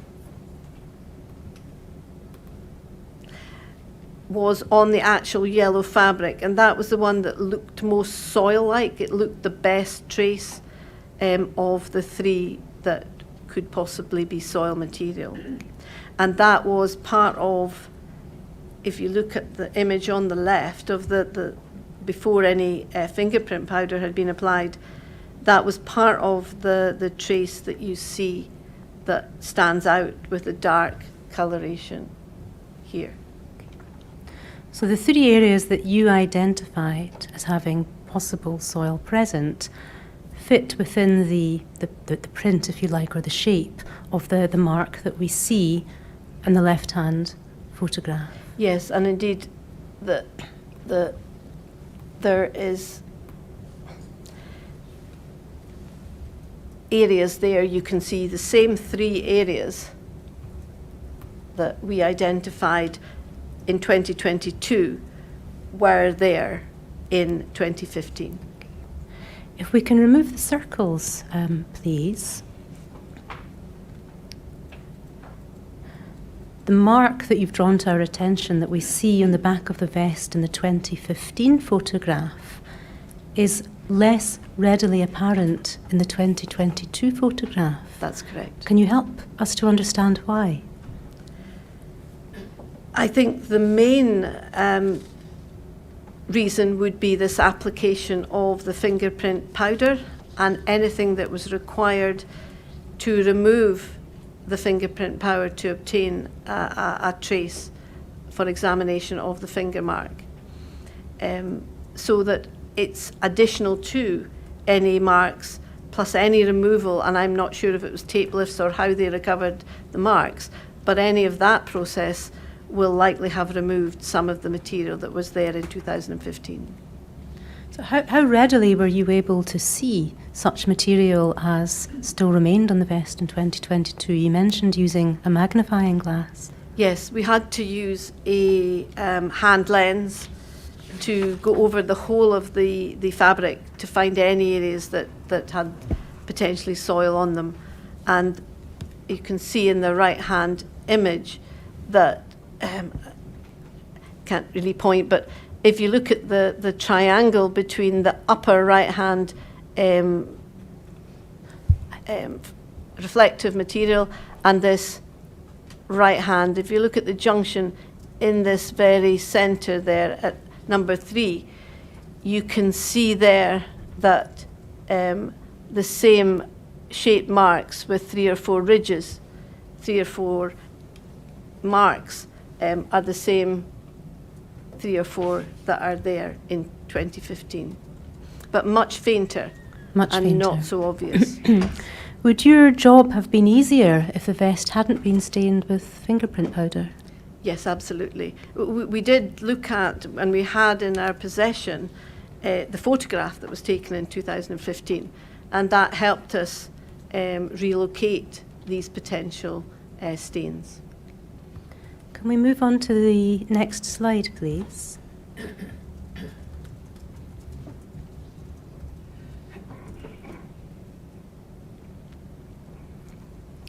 And here we see the 3 areas that you described a moment ago using the circles, where you identified potential traces of soil on the vest. And you've called them Area 1, which is at the bottom of the silver band, Area 2 at the top of the silver band, and, thank you, Area 3 is on the yellow fabric itself, just above the silver band. And all of these areas are to the back of the vest, right-hand side beneath the armpit. That's correct. Did you notice soil deposits anywhere else on the vest? No, we thoroughly examined the vest inside and out, and we also examined the evidence bag itself, because sometimes if trace material falls off items, that can end up in the inside of the evidence bag. And was there any trace material in the evidence bag? No. Can we move on to slide 15, please?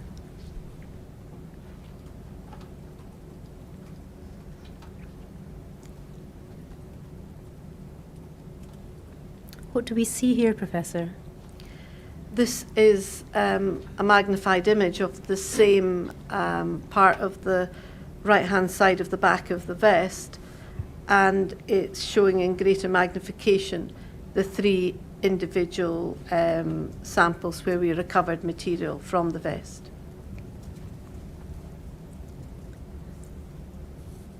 Can we move on to slide 7, the following slide, 16?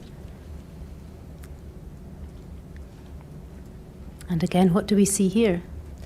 Again, this is with enhanced lighting, but you can see this is the Area 1 at the lower end of the fluorescent strip, and that was Area 1. Moving up at the top end of the silver strip, this was Area 2, and on the yellow fabric of the right-hand side of the back of the vest, this was Area 3. The little red or orange triangles, are those just the tips of the pointer markers shown under the microscope? That is correct. Moving on to slide 17, please.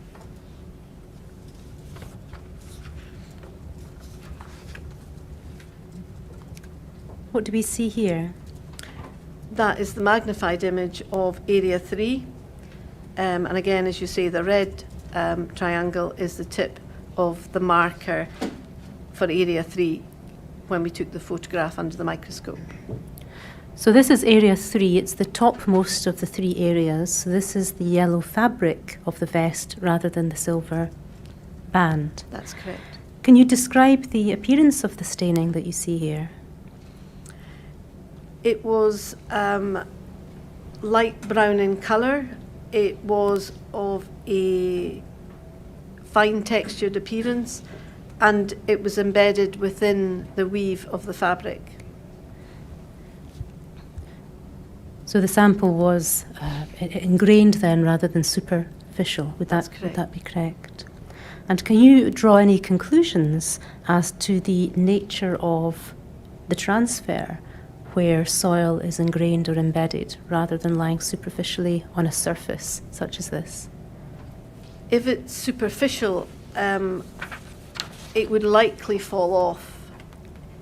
If material is embedded in fabric, then you get that retention of soil within a fabric type of material. Can we move on to slide 18, please? So this is area 2, the middlemost of the 3 samples, and this is the top edge of the yellow strip. Yes. Is that correct? And Yes. can you describe the appearance of the staining here? This was recovered, it was sampled, but it had a different colour. It was much darker brown and coarser in appearance to the one on the yellow fabric. It looked more superficial than embedded. And this was on the silver high visibility strip on the Yes. back of the vest. That's correct. Are you able to say what that strip was made from? It's a reflective plastic type material for its fluorescent purposes, and it's much smoother in composition than that of the fabric. Are you able to comment on how readily or otherwise soil will adhere to a surface of that type? Soil would not persist on such a type of material as readily as it would to a weave of a material like the yellow fabric.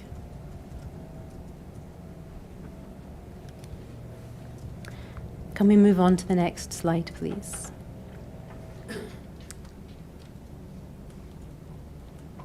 What do we see here?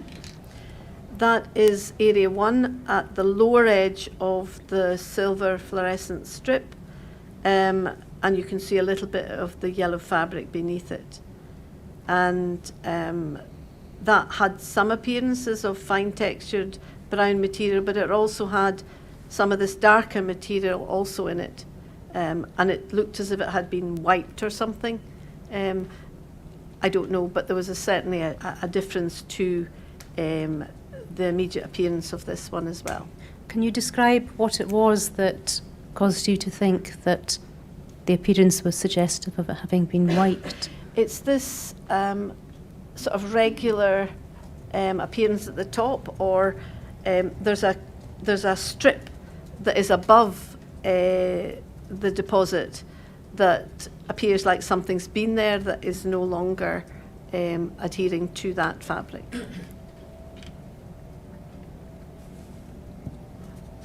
And again, this was on the high visibility plastic coated strip.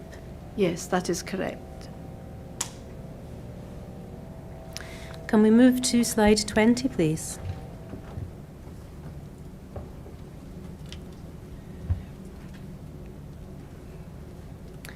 Can I ask what quantity of soil was present on the vest?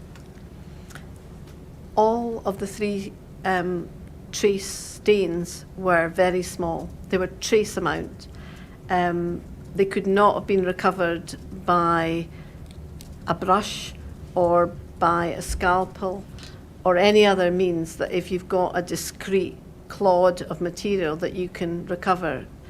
It had to be removed by a way that would extract from the material any soil traces. So how did you remove the soil? I used the sticky side. So here it's a scanning electron microscope stub. So deciding that the most appropriate method for the examination and analysis of these traces was using scanning electron microscopy. It was decided that we would take the sample directly onto the platform where the sample would be viewed. So it was using the sticky side. You lift off that clear bit of acetate, and underneath there is a sticky surface. So when it's pressed onto an item for recovery, the particles adhere to the sticky tape, and then that can go immediately under the microscope stage. You said that you'd already taken the decision by this point that the most appropriate type of analysis was going to be the scanning electron microscope. Now, we'll talk in detail later on about what that work entailed, but at this point in time, can you help us to understand what caused you to conclude that this was the best method of analysis for the particular sample that you had? Because the only 3 areas that could potentially be soil that was on the vest were very, very small and trace in amount and embedded, or at least area 3 was embedded within the fabric, that the best way to recover those very small samples was to use scanning electron microscopy, because there wouldn't be enough to do any analytical methods such as gas chromatography or X-ray diffraction. Those methods require at least a grain of rice size of sample. These were 1/100th of a grain of a rice of a size of a sample. They were very small. You said earlier in your evidence that if the sample size is small, that can limit your options, and is that essentially what happened here? Due to the limited sample size, the only appropriate analytical method that could be used was electron microscopy. And we'll return to that later in your evidence and talk about what that does and how you went about your task. So in terms of removing the soil from the vest, you've explained that the little square of clear acetate that we can see on the stub is removed to reveal a sticky surface that you simply press into the fabric. And we see from the scale that the stub is about 2.5 centimetres in diameter. It's quite a small thing. Yes. Can we move to slide 21, please? We've spoken about your initial examination of the vest. I'd like to ask you some questions now about your initial examination of Mr. Bio's boots. And if I can begin by asking you to view the boots and confirm that they were the same boots that you received for examination and analysis.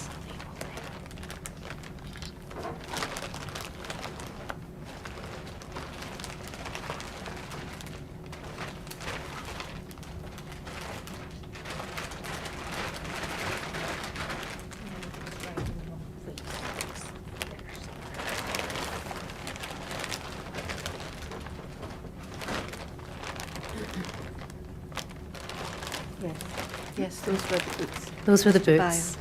And the photograph on slide 21 shows the right boot and the left boot. If you could very briefly describe the condition of the boots as they were when you examined them. They were in a good general condition, good wear. They were muddy. There was, particularly on the left boot here, we can see mud adhering to what is called the welt of the boot. So that suggests that the boot had come into contact with a slightly deeper soil, not just the surface of the soil where it adheres to the sole. There also were deposits on the soles, but there was soil up the side of these boots. There was also soil which had fallen off in the evidence bag. We didn't analyse that sample, but we did recover it. So these were actually muddy boots, yes. Can I ask why you didn't analyse the sample that had fallen off into the evidence bag? We were briefed to take the best samples for comparison, and we were able to recover 2 good single source samples, or what appeared to be single source samples, from the boots that were directly on the boots. There's always an issue if you go to material within a bag. It's always best to get the question sample directly from the questioned item itself. I see. And before we move on, you referred to a part of the boot, which you've labelled as 1 and 2 in the right-hand photograph, as the welt. What is the welt? That's the plastic bit of the sole that attaches to leather or fabric uppers. So in describing, in a similar way, there's a protocol to describing footwear.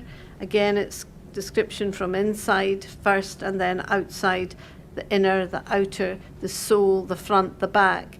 And each portion of the boot is described for its degree of wear, and then also whether there are traces adhering. And again, a protocol was followed, and a strategy was decided between myself and Hannah for the areas where there was the best areas for sampling and recovery. And some of those areas, we'll hear about this shortly, I think, were the welt of the boot. That's correct. So just to be clear, the welt is to the side of the boot where the leather or other fabric meets the rubber sole. That's correct. As opposed to the underside of the sole. That's correct. If we can move on to the next slide, please.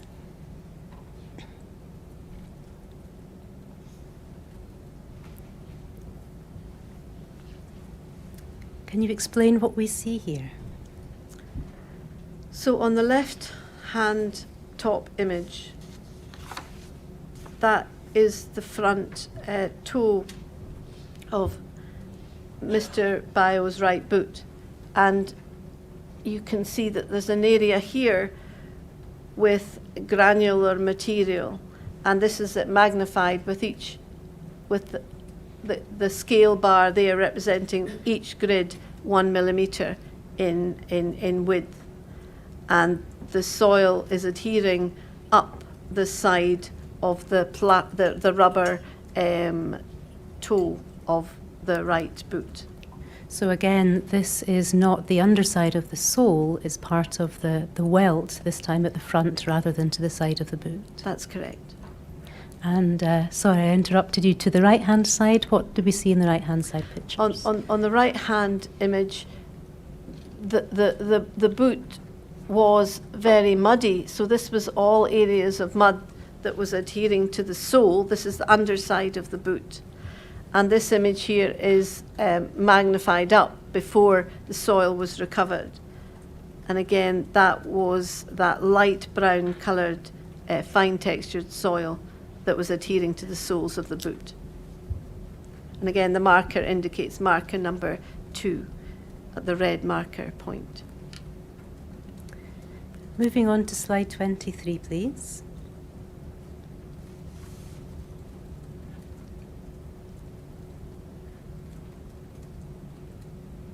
Soil in Mr. Bio's left boot. What do we see here? So the top left image, we can see a considerable amount. That would be probably 300 milligrams, so that together would be well over a grain of rice size of material. And it's on that welt area, which is the area on the inner, so that's the inside of the boot, but the inner and upwards, so it's vertical part of the boot. And this is it magnified up before recovery of the sample. And to the right-hand side? This also is the left boot, and this is the sole. So again, along the sole, there were several areas where soil was still adhering. A considerable amount, again, this would be 400 milligrams, so a couple of grains of rice size, and there was a substantial sample to recover there. So again, reinforcing that these were muddy boots. So you chose to sample areas from the right and left boot. From the right boot, it was the right toe at the welt and the heel of the sole. And from the left boot, it is the welt of the midsection and the inner aspect of the toe area of the sole. That's correct. Those were the four areas that you sampled, and you've described the quantity of soil present in terms of grains of rice. And you've compared that, or you said earlier in your evidence that the quantity of soil on Constable Short's vest was hundredths of the size of a grain of rice.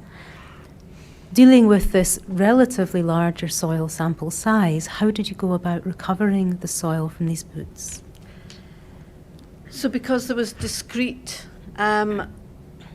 clods, so these could be recovered with sterile tweezers directly into a small production vial.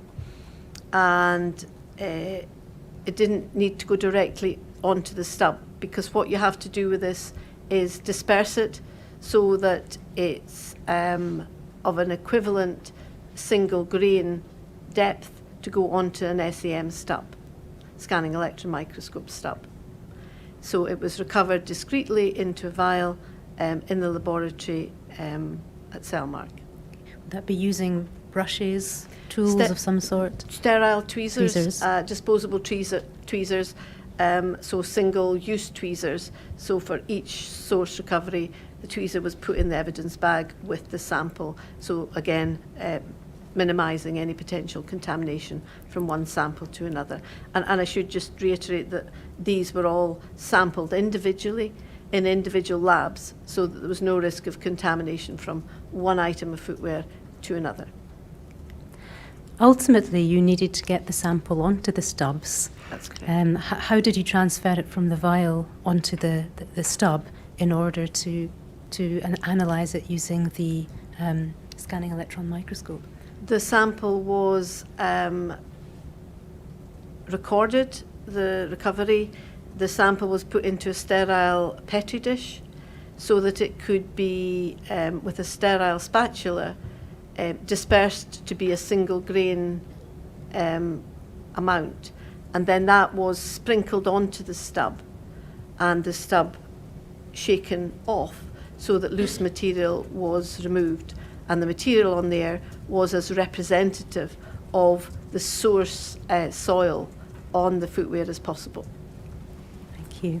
Can we move on to slide 24, please? I'm going to ask you now about your examination of Constable Walker's boots.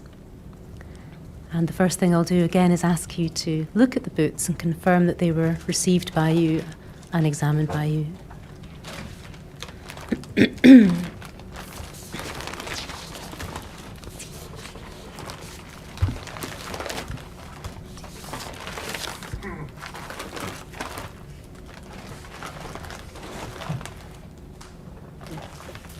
Those were PC Walkers.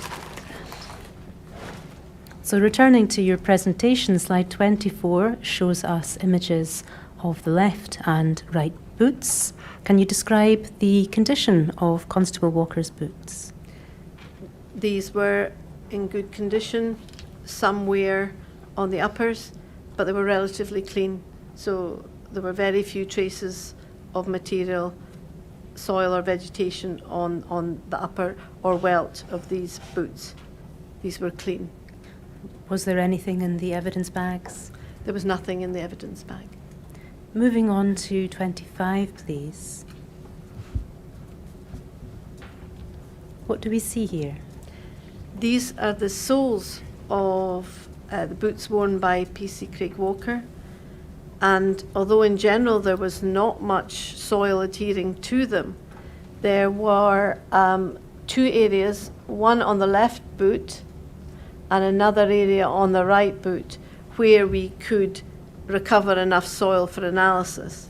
It was more difficult because there was very little material on these boots, and the material that was there, again, these are the magnified images before the soil was recovered, it was fairly recent, and there was discrete bits of dead vegetation embedded in that soil, and it was a lighter brown colour and coarser in size of grain than the other soils that we'd looked at previously. You mentioned there being discrete fragments of vegetation. Do we see such a fragment within circle 3 Yes, that's correct. and also within circle That's 4? correct. So the image to the left is the sole on the toe of the left boot, and the image to the right is the heel of the right boot. Yes, and those were the only areas that we had enough material to sample. So what that would explain why you took only 2 samples from Constable Walker's boots, whereas you took 4 samples from Shekobayo's boots. That's correct. How were the soil samples recovered from these boots?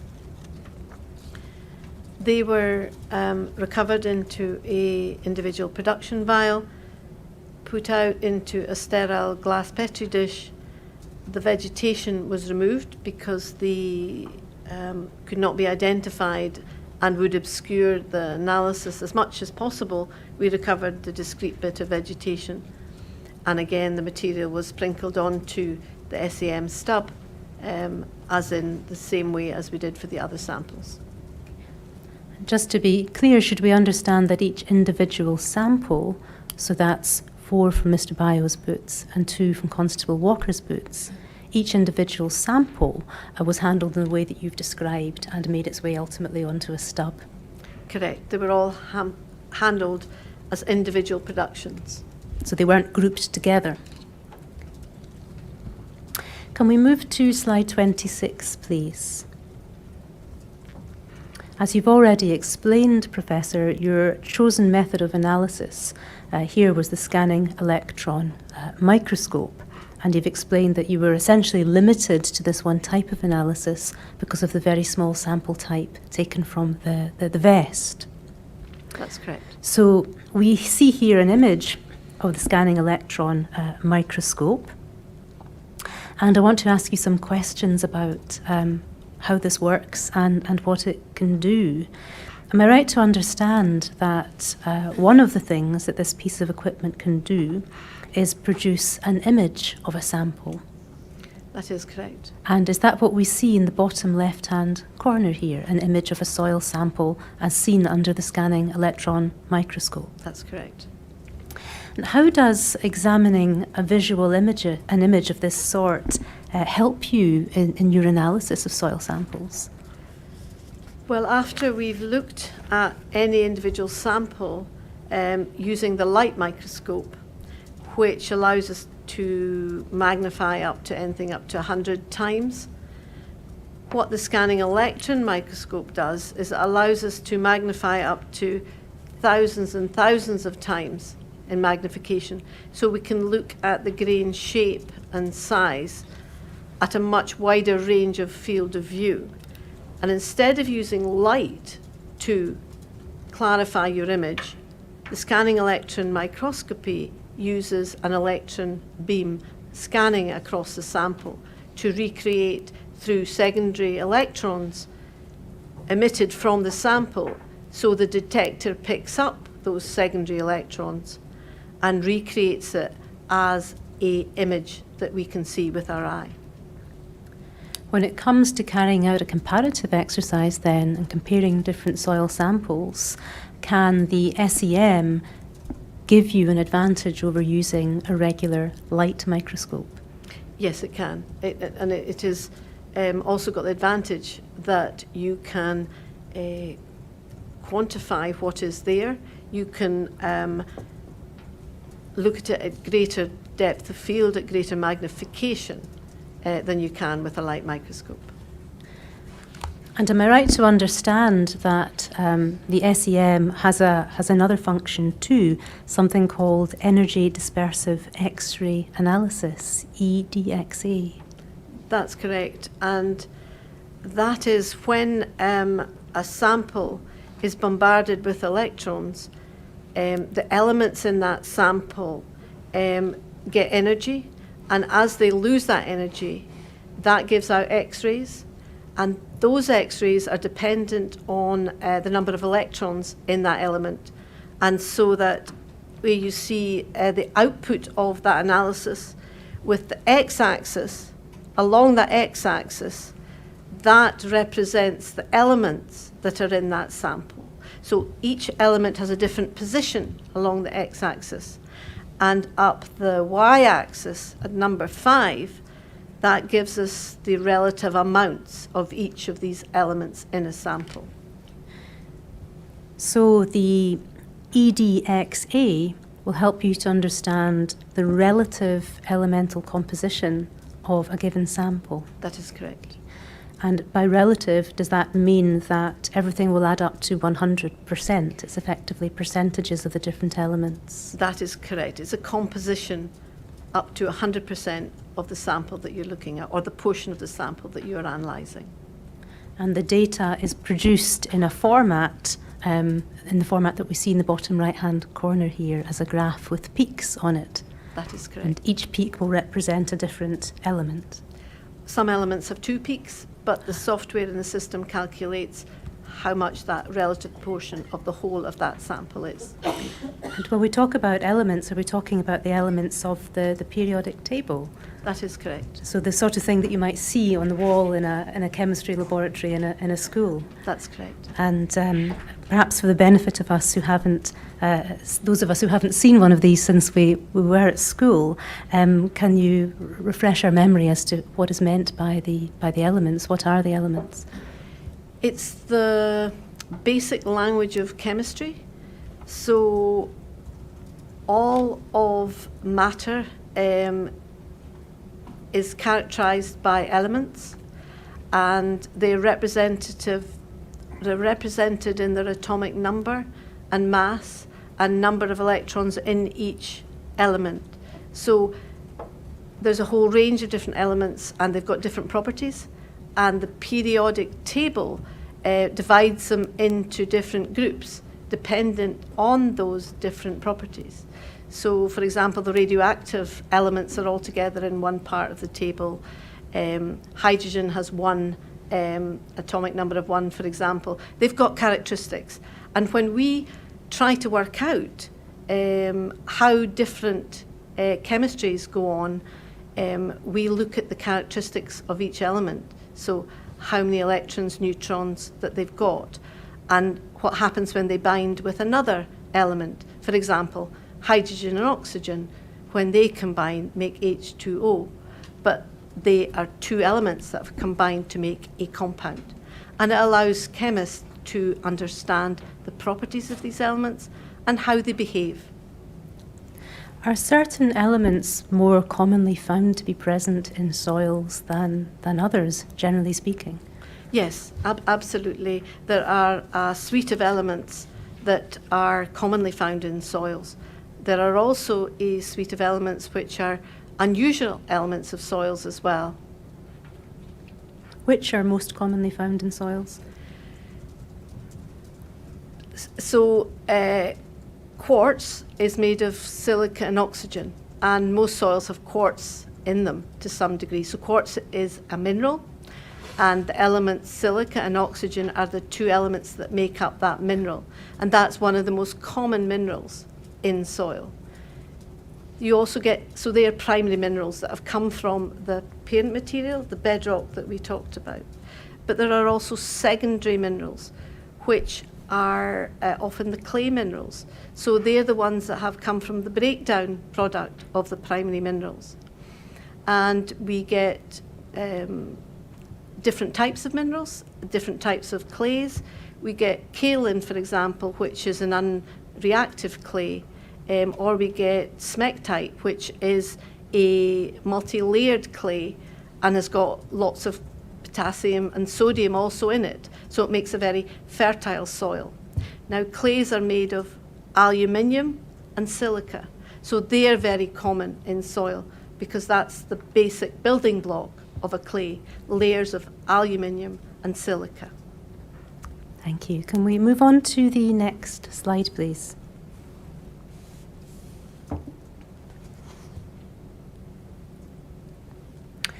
So you've explained, Professor, already that each of the samples, that's 3 from the vest, 4 from Mr. Bio's boots and 2 from Constable Walker's boots, were transferred onto stubs in order to be examined under the SEM. Now, in this slide, we see 6 blue rectangles on the face of the stub. What are those? Those are representative areas of the sample so that we get multiple replicate analyses of any individual sample. Because within a sample, there can be heterogeneity, so there can be different elements, so there can be a part of the sample which is more quartz and a part that might have more mica, more iron or aluminium. So to best represent a sample, it's advised to take several replicate analyses of that individual sample. And are these individual areas sometimes referred to as replicates? That's correct. So each of the samples from the vest and from the footwear, you took 6 replicate samples from each. Is that For the right? analysis For the and for analysis. examination, yes. Can we move on to slide 28, please?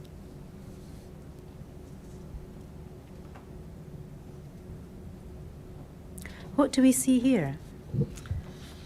On this slide, it shows again the image on the left-hand side of the 3 areas where we recovered a sample from the vest. The images on the right are the scanning electron micrograph image of that surface of the sample. Can you describe what you see in each of the SEM images on the right? So area 1, which is at the foot here,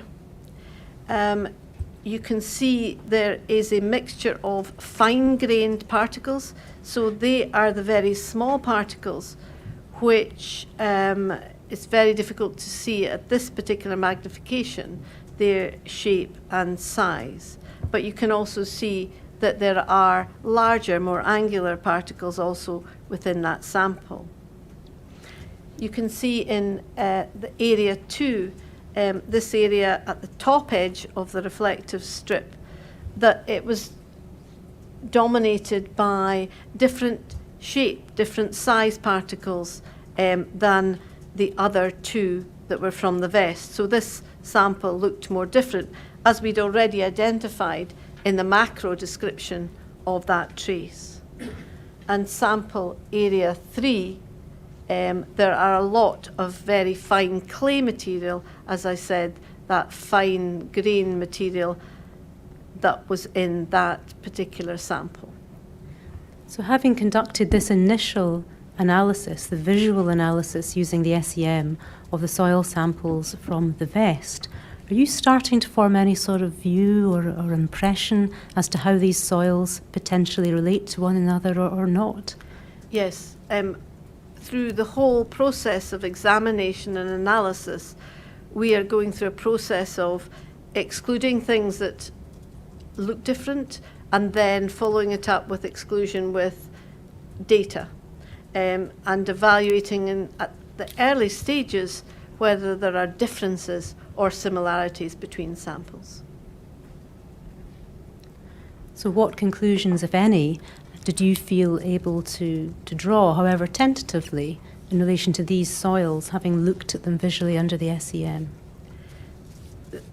Area 1 did appear as if there could potentially be more than one source for that particular sample. Area 2, starting to think that it wasn't a soil because you couldn't see the individual grains that you would normally see in a soil. You couldn't see the smaller particles of clay. They were much more rounded in nature. So that didn't, to me, it wasn't stacking up with the characteristics that I would expect to see with the soil. Area 3, where the circles 7 and now 9, this appeared to be more like a a single source soil. It had a wide range of particle types, and in particular these fine clay sized particles within that sample. Let's move on to slide 29, please.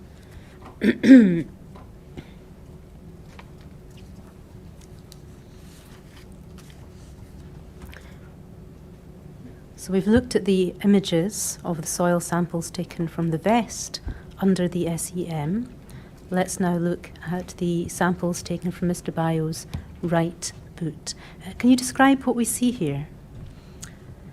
These were, on the left, these are the same images of the right boot. Here's the toe at the welt sample, and that's the SEM image of the toe at the welt sample. And it's much more a single-grained uniform sample rather than having this mixture that you'd expect within a normal soil. So that was a single-grain type sample. It didn't have the appearance of being a soil with multiple particles within it. The soil on the heel of the sole of the right boot, that was much more representative of what would appear like a soil with sand grains, silt grains, and clay particles within it. And that's the SEM image on the right-hand side, aligned with the sample from the heel of the sole. Thank you. Moving on to slide 30, which should be the SEM images of the samples taken from Mr. Bayo's left boot. Again, can I ask you to explain what we see here? So this was the inner welt area of the left boot, which had a substantial amount of soil along that welt area. And again, here we've got the wide range in the SEM image of sand, silt, and clay particles, characteristic of a natural soil. And in the sole of the left boot towards the toe area and the SEM image, again we've got that range of particle sizes in that sample, including the finer clay textured size particles. So having examined the 4 samples taken from Mr. Bayo's boots under the SEM, what impressions were beginning to form in your mind? So the 2 recovered soils from the left boot, they appeared to be, they were soil material. And on the right boot, the one on the front toe wasn't quite so characteristic of soil, and it looked more different physically to the other one on the right boot, the one that was on the sole. Moving on to slide 31, let's look now at the SEM images of the samples taken from Constable Walker's boots. Again, can you describe what we see here?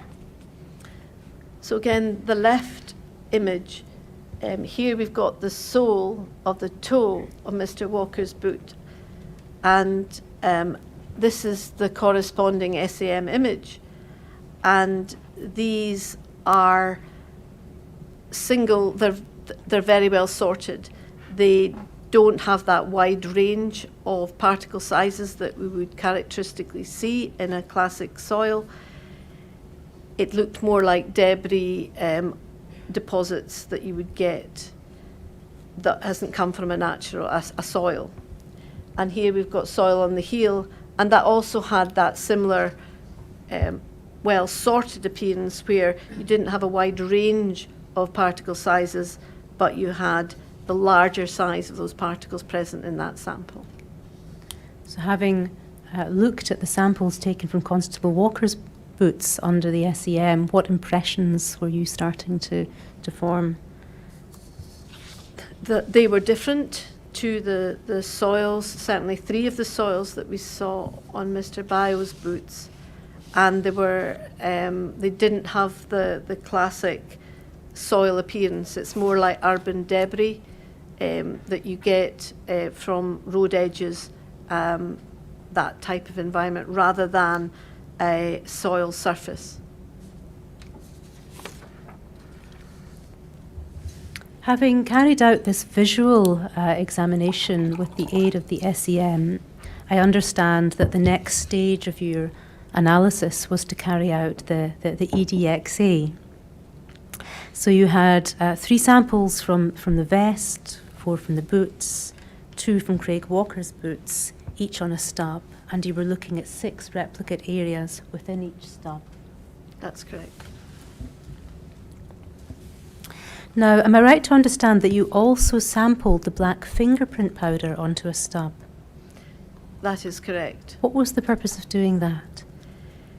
We took it as a elimination swab so that we could eliminate any elements that had come from the black powder, so that we weren't analysing an artificial contaminant, and we therefore excluded them in any subsequent analysis because they could have been introduced from that powder itself.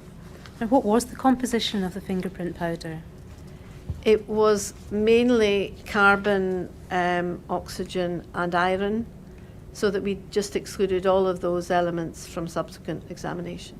Is that something you're able to do using the software that operates this machine? That was run as a separate stub on the analysis, and the full profile of all the elements in that stub were characterised, and those were the 3 elements that were present in that background powder. That was taken from another area, I should say, of the vest, away from any of the area where the soil was or the trace material was recovered from. So did you then go on to measure the relative composition of all of the elements in each replicate within each sample, leaving out of account the carbon, the oxygen and the iron? Within the software, you can exclude certain elements, and in this reason, there was a reason to exclude the carbon, oxygen and the iron from that. Am I right to understand that you also excluded silica and aluminium? Well, we still looked at the silica and aluminium, and the full data set, including the silica and aluminium, was used for the data set for the statistical analysis. The reason for presenting the results in both ways, both with the silica and aluminium and with those removed, was so that we could look at the more minor elements, because, as I said, silica is one of the dominant elements within soil, as is aluminium, and they dominate any graph that is produced, because they're sort of 40, 50, 60% of the composition. So to allow us to look at the more trace elements within that sample, we also plot it with just those elements present. And as you say in your report, this allows you to see the differences in the lesser represented elements. That is correct.